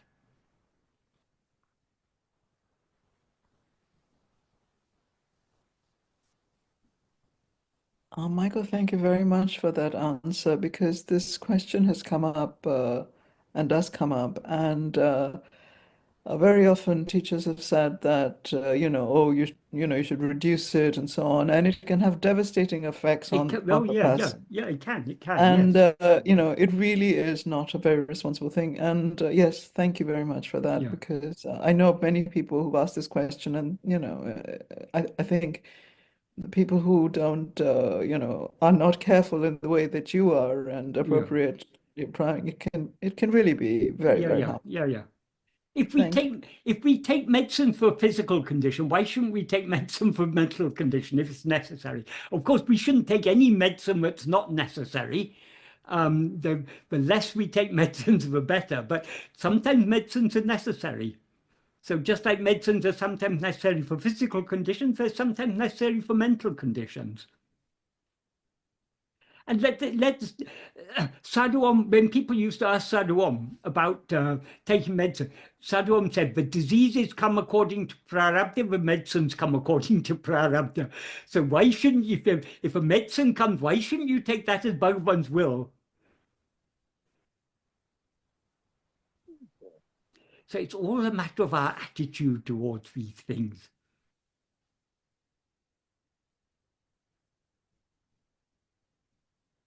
It seems that even quite a few sort of Zen Buddhists and other monks, who do practice mindfulness and all the rest of it, meditation and deeply immersed in their own awareness, they do. I mean, there are people who have the need to take antidepressants or some other medication. Yeah.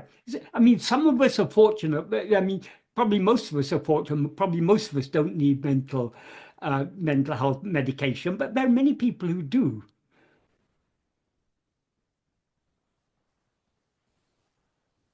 The next question is, could Michael please expand on the following, which Bhagavan points out? And the quotation comes like this. Some complain that I engage in vichara day in and day out, but there is no realization for me.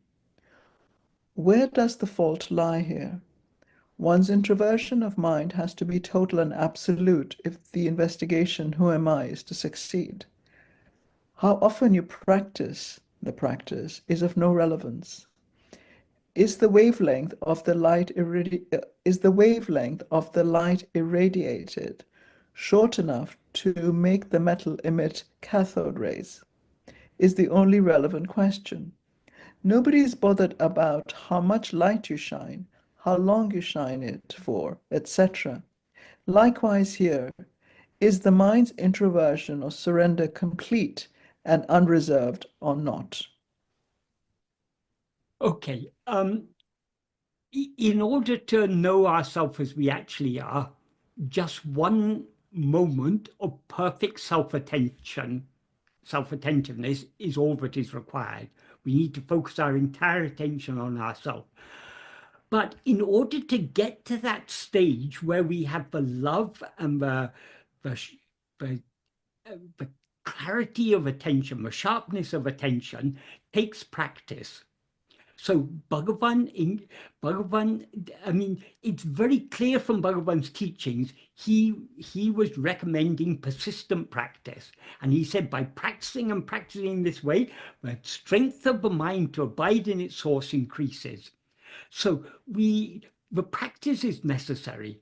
How long we have to practice for, and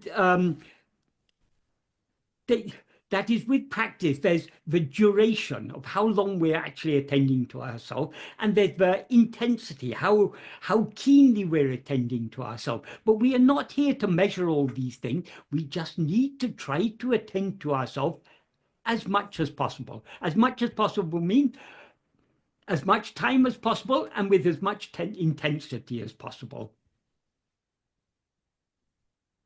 But Bhagavan has said, I mean, for example, in the 11th paragraph of Nana, Bhagavan says, and Oruvan tan sarupa madeyam varayo, nirantara swarupa smaranaye kai patravanayan adwandre podam. That means until one attains swarupa, if one holds on firmly to uninterrupted swarupa smarana, self-remembrance, until Swarupa is attained, that alone is sufficient. So when he defines Atma-vichara, he says, Sadakalamam manate Atma-vilve tirupatiku. That is, Atma-vichara is always keeping the mind fixed in oneself. Of course, Bhagavan knows that we're not going to be always keeping our mind fixed on ourselves, but that is what we should be aiming for.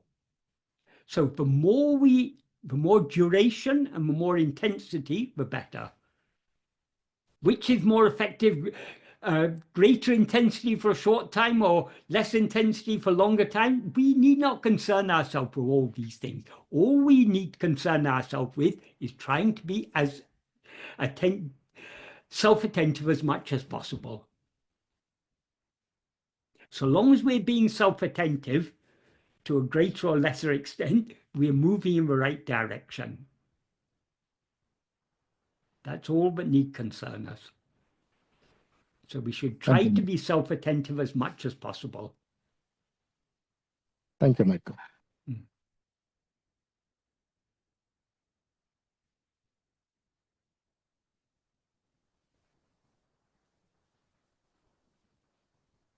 Yeah, the next question is, what is meant by Swarupa Smaran, self-remembrance, and how does it relate to Atma-vichara?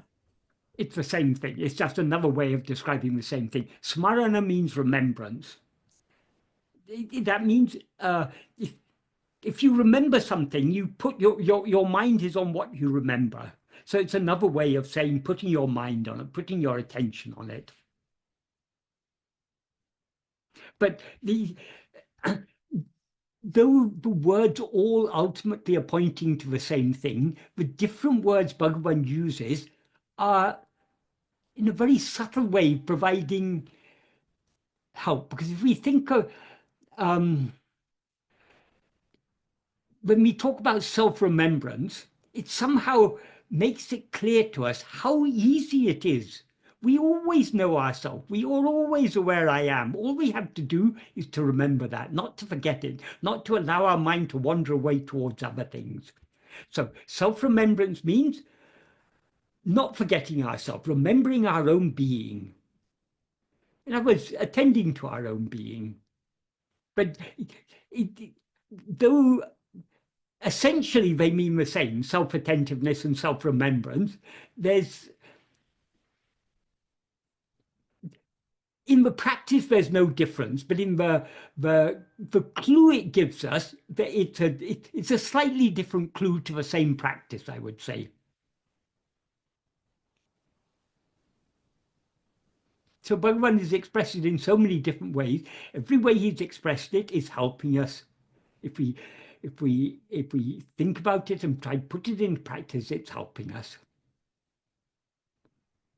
But ultimately, the practice is one. The practice is just attending to ourselves, remembering ourselves, thinking of ourselves, whatever we want to call it. Being ourselves. Ultimately, that's all it is. It's just being as we actually are. But how to be as we actually are? Only by attending to ourselves, to our being.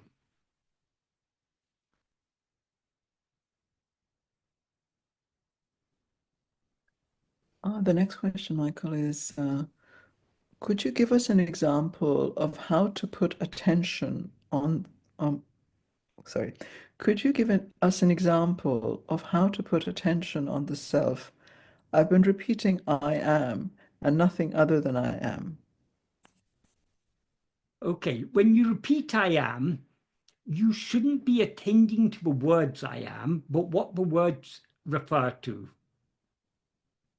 For example, if someone asks you, eat an apple, they're not asking you to eat the word apple. They're asking you to eat that thing, that fruit that is referred to as an apple.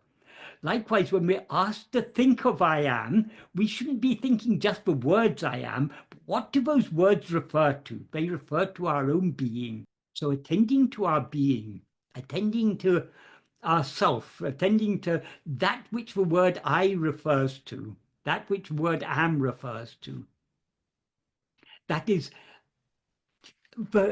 because our minds are gross and outward going, if we're asked to attend to, say, a name and form of God, to meditate on the form of Krishna, for example, or to meditate on a mantra, it's very clear what the target of the meditation is, what the dhyana lakshya is.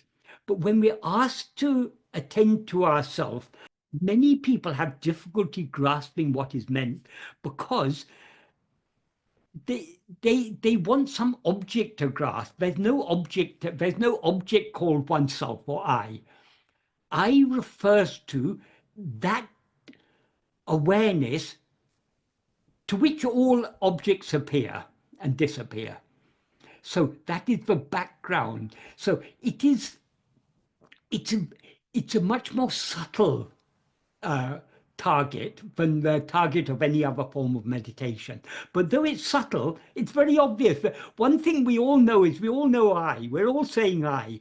The trouble is this awareness I is now mixed and conflated with adjuncts. As I am this body, I am this person, I am so-and-so, I have such and such a story. So we need to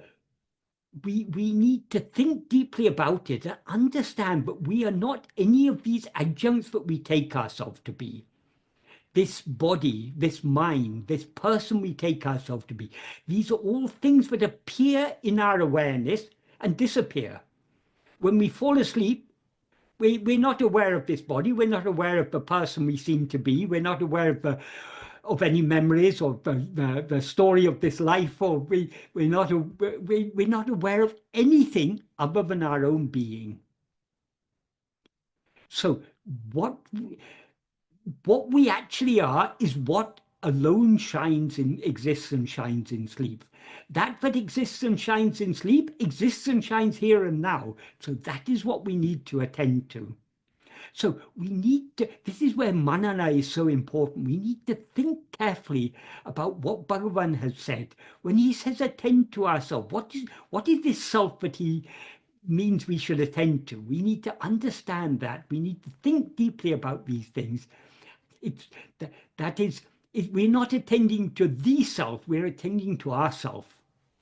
As soon as we call it the self, it sounds like some object, something other than ourselves. All we have to do is to attend to ourselves, to our own being, to I am, to what that which the words I am refer to.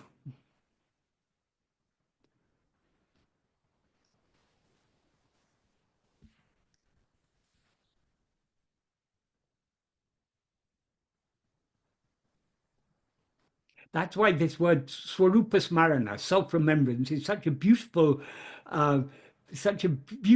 simple clue. We all know I am. All we have to do is to remember I am. That means remember what the words I am refer to, not to the word. It's not a matter of remembering the words. The words aren't important. But when we say I am, what are we referring to?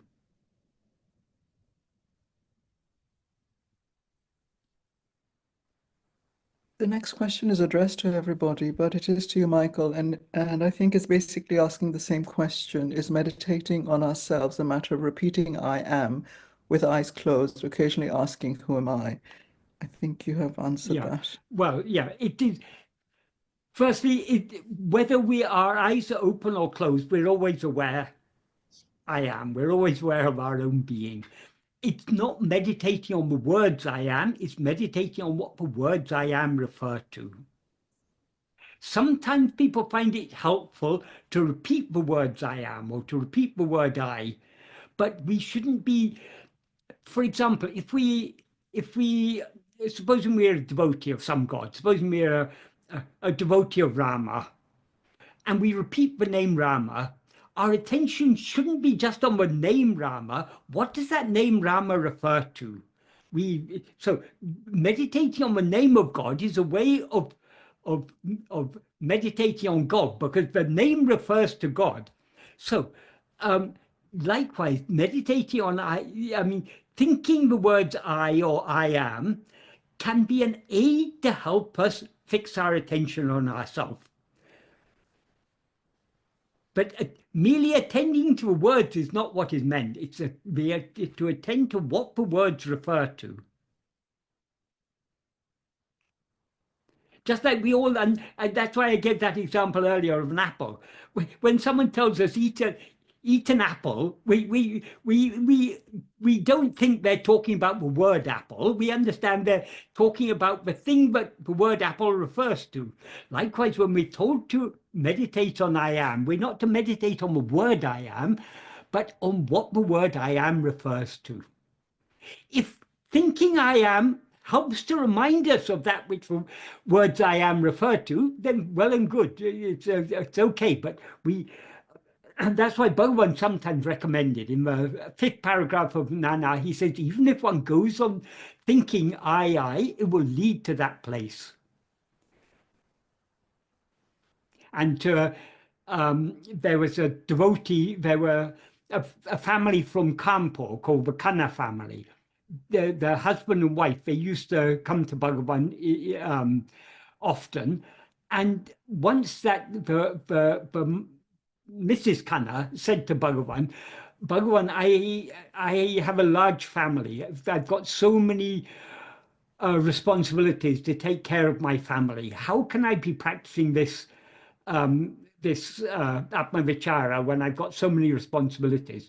Bhagavan said, whatever you may be doing, continue remembering I. That's because he said that because he knew that would be a help for her to turn her attention back to herself.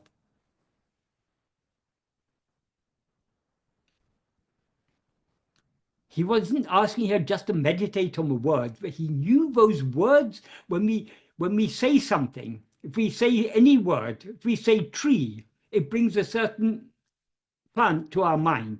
If we say running, it brings a certain activity to our mind. So all words refer to something. So when we hear a word, it brings that which the word refers to our mind. So the word I is a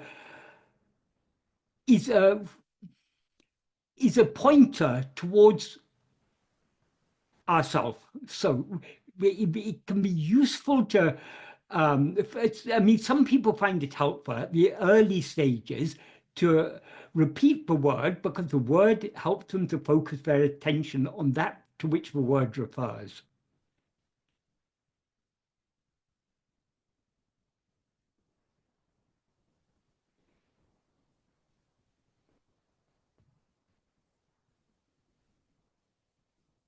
Bhagavan said the first and foremost name of God is I, or I am.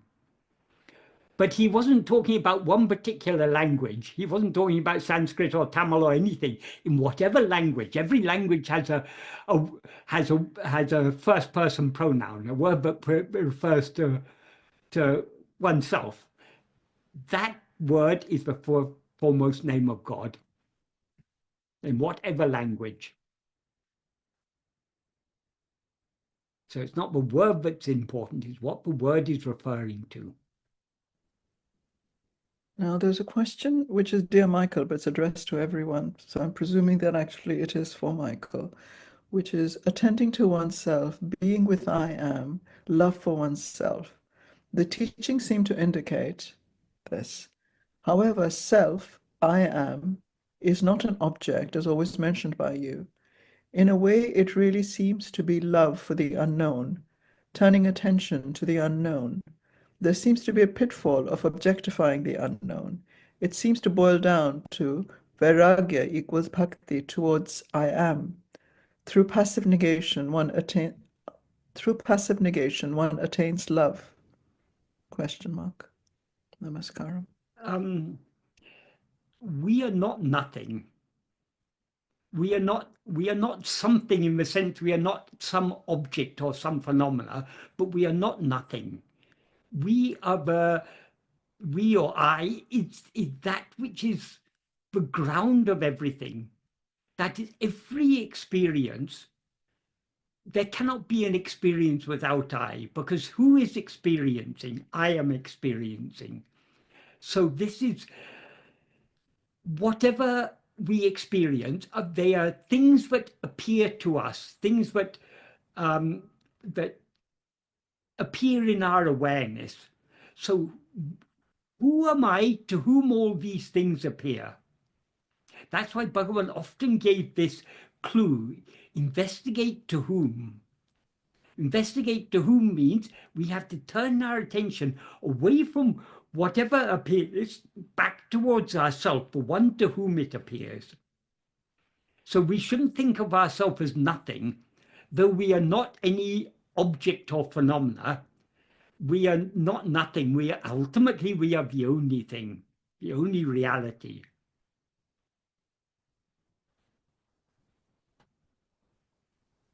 Next question is, and also it's not something unknown. Sorry, it's not. Sorry, I just remembered another word. It's not something unknown. But one thing we always know is I am. But though we always know that I am, the problem is we don't know what I am, because now we mistake ourselves to be something other than what we actually are. So in order to remove this false awareness, I am this body, we need to be aware of ourselves as we actually are. So we need to separate ourselves from all the upadis or adjuncts, the things that we mistake ourselves to be.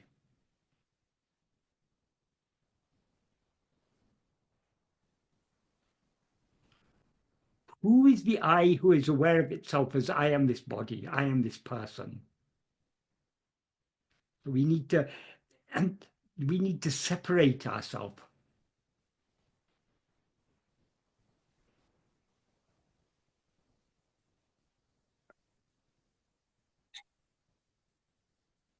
There's a more personal question that says, Michael, you came to Tiruvannamalai at a young age. How could you support yourself financially or even meet your basic needs?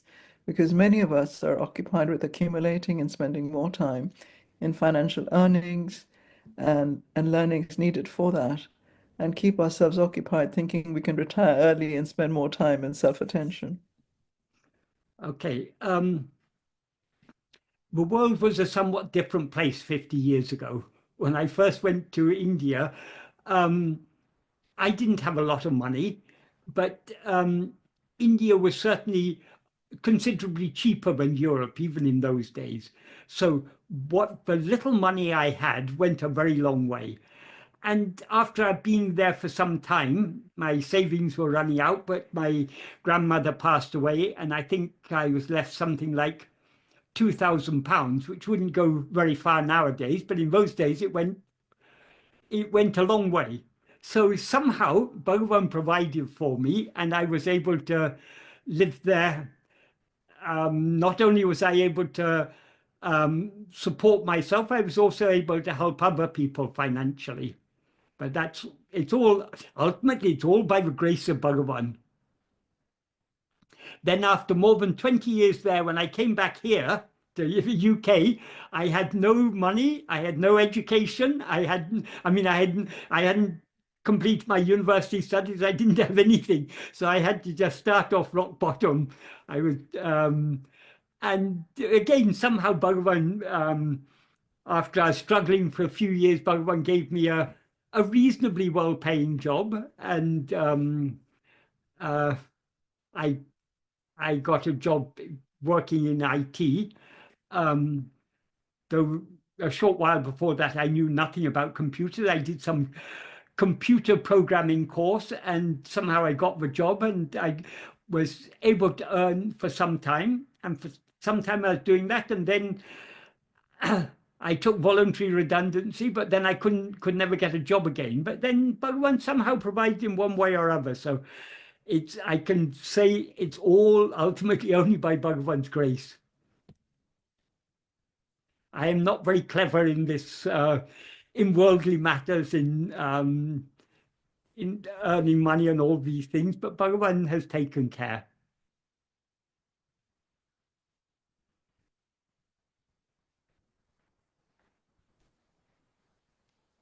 Ultimately, we don't have to worry about all these things. If we really understand Bhagavan's teaching, whatever is destined to come will come. Whatever is destined to go will go.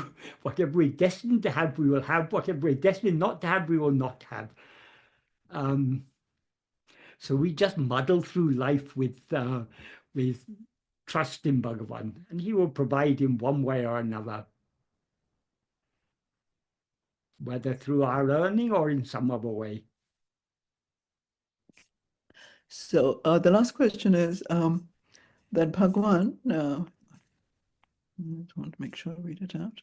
Yes, so Bhagavan sometimes put 3 lines of vibhuti on his head, if I'm not mistaken. What was its significance? Vibhuti is a symbol of Shiva. It's burnt cow dung. It's the ash of burnt cow dung. But what it symbolizes is what remains when ego is destroyed. When ego is burnt in the fire of jnana, the ash that remains, that is vibhuti. That ash that remains is the pure awareness I am. So it's an outward symbol of that pure I, which alone remains when this false I, this adjunct conflated I, is consumed in the fire of jnana. And so what about this kumkum, that red color kumkum? That is the fire of jnana. That is jnana shakti.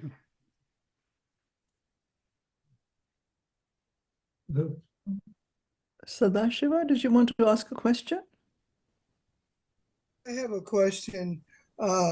Michael, if we are able to abide in self permanently, does that mean that the body-mind complex as well as Maya would be the will of self? The will of self is just to be. What you call abiding in the self means being as we actually are. If we remain as we actually are, we need not worry about body, mind, or world, or anything. All these things appear only when we rise as ego. As Bhagavan says in verse 26 of Ulirunapadu, if ego comes into existence, everything comes into existence. If ego doesn't exist, everything doesn't exist. Ego itself is everything. Why does he say that? Because everything, that means all phenomena, this entire world and body and mind and all these things, they appear only in the view of ourself as ego. So it's only when we rise as ego that all these things come into existence. When we do not rise as ego, we alone exist. So this entire universe is nothing but an expansion of ego. As ego, we are seeing ourselves as all these things. When what you call abiding in the self, it's not really abiding in the self, it's abiding as the self, being as we actually are. When we are as we actually are, we are one without a second. There is no other. That's why he concludes that verse 26 by saying, therefore, investigating what this is giving up everything. What this is means what this ego is. If we investigate ego to see what it actually is, to the extent to which we attend to ego, it will subside. If we attend to it keenly enough, it will subside and merge forever in its source.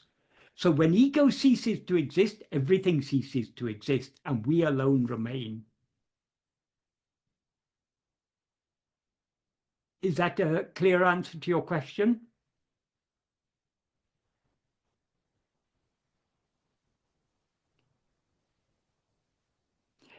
People ask, but what about the body of a mind of Bhagavan? They continue to exist even after. Yes, in whose view?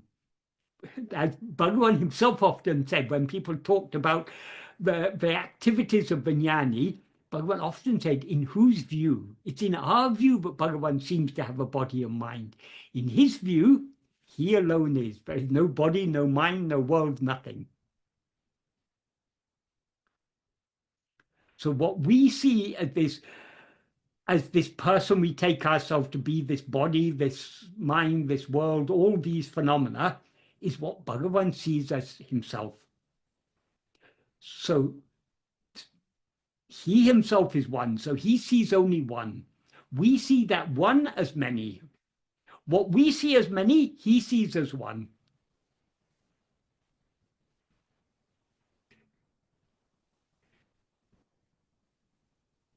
Now, there is one more question. Should we address it, Michael? Yes, certainly. So this will be the last question. Otherwise, it will become quite late for Michael as well. So the question is it right to think about my body, speech, and mind as a puppet controlled by a puppet master God? It means that at every moment, this body, speech, and mind is under the supervision of God, with a small g, and it cannot go wrong. In other words, it can do only actions that God gives his consent for. If you are completely surrendered, if you have surrendered your will to the will of God, if you have no will of your own, then only can we say everything that is done by this body is done by God. But so long as we rise as ego, we have our own likes and dislikes. So when we are in our present state, when we are rising as ego, this body, speech, and mind, there are two forces driving it. One force is prarabdha, destiny, which is the will of God. The other is our own will. So we are constantly, because we seek happiness outside ourselves. We think if I get this, I'll be happy. If I get that, I'll be happy. So our attention keeps on going outwards under the sway of our own will, seeking this and that. That is how we generate fresh karma. The actions we do under the sway of our own will are called agamya. But one thing, whatever agamya we do, in other words, whatever we do according to our own will, is not going to change what we're going to experience in this life. Because what we're going to experience in this life, that is all according to prarabdha. It's already predetermined. So I can want whatever I want to want, and I can try for it, but I'm not going to get it unless it's already destined. So the wise course, since our own will, however much we want something, we cannot achieve it unless it's already destined. And if it's already destined, we'll achieve it whether we want it or not. So having a will of our own is foolish. The wise thing to do with our will is to surrender it to God. Not my will, but your will. In the verse we'll talk about next time, that's verse 2 of Aruṇācala Padigam, Bhagavan, towards the end, in the last line, he says, Ninishtam enishtam, your will is my will. Imbadaku, that is happiness for me. So we need to completely surrender our will to God. However, how can we surrender our will completely? We can, to some extent, try to give up our likes and dislikes, accept whatever happens as the will of God, but we still have some will of our own. So if we want to surrender our will completely, we need to surrender ourselves. Because so long as there's an ego, it will have its own likes and dislikes to a greater or lesser extent. As we follow this spiritual path, our likes and dislikes become reduced. They become less intense. But we cannot give up the likes and dislikes entirely without giving up ego, the one whose likes and dislikes they are. So the complete surrender of our will to the will of God can be achieved only by surrendering ourselves, this ego. And we can surrender ourselves only by turning within and subsiding back into the heart.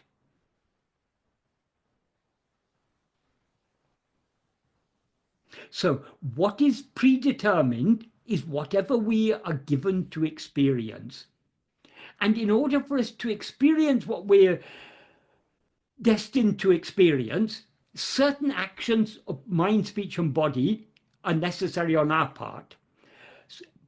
So we cannot tell to what extent any action we do is driven by God in accordance with our prarabdha, or to what extent it's driven by our will. But so long as we have the slightest liking to do this or that, or to achieve this or that, our will is still operating. We can be said to have completely surrendered our will only when we have completely surrendered ourselves. In other words, when ego has been annihilated.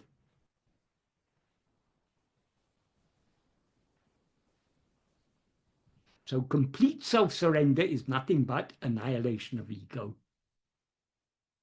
Any surrender before that is only partial.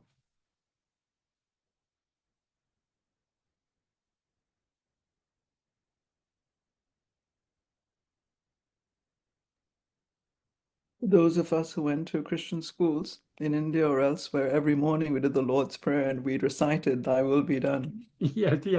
Well, that's a very... asking for, Bhagavan said, why should we ask for, give us this day our daily bread? Why doesn't God know that? All that we need to pray is, thy will be done. We can forget all the rest of the prayer. Thy will be done is sufficient. That is surrender. But so long as we're asking God for this or that, we have yet to surrender. We shouldn't want anything other than what God wants. In other words, we should have no will of our own. Put me in heaven or hell, it doesn't matter. All I want is love for your feet. As Bhagavan prays in effect, he prays in verse 7 of Aruṇācala Navamani Malai, but we talked about a couple of months ago. That is, he says there, Ennam eduvo adu sevai, whatever be your thought or your intention, do that. Kanneyundran karalineo kadal peruke tarubaye. Just give me only a flood of love for your pair of feet. So if we're to ask for anything, we should ask only for that love. And that love is for what? To surrender ourselves to him.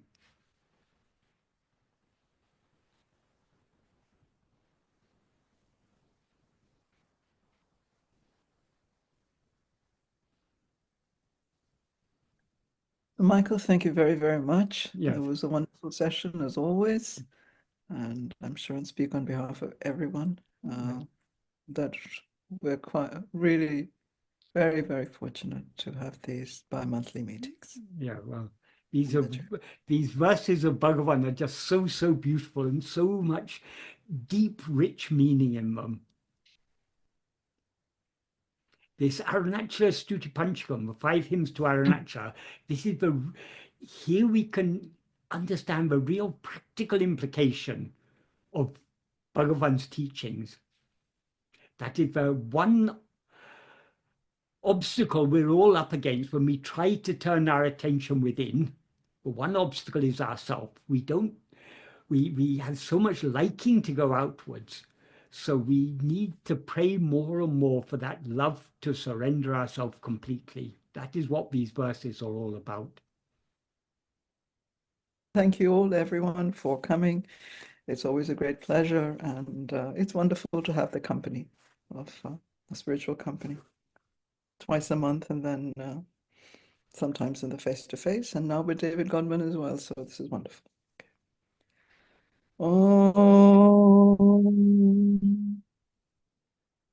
Namo Bhagavate Śrī Ramanaya. Om Namo Bhagavate Śrī Ramanaya. Om Namo Bhagavate Śrī Ramanaya.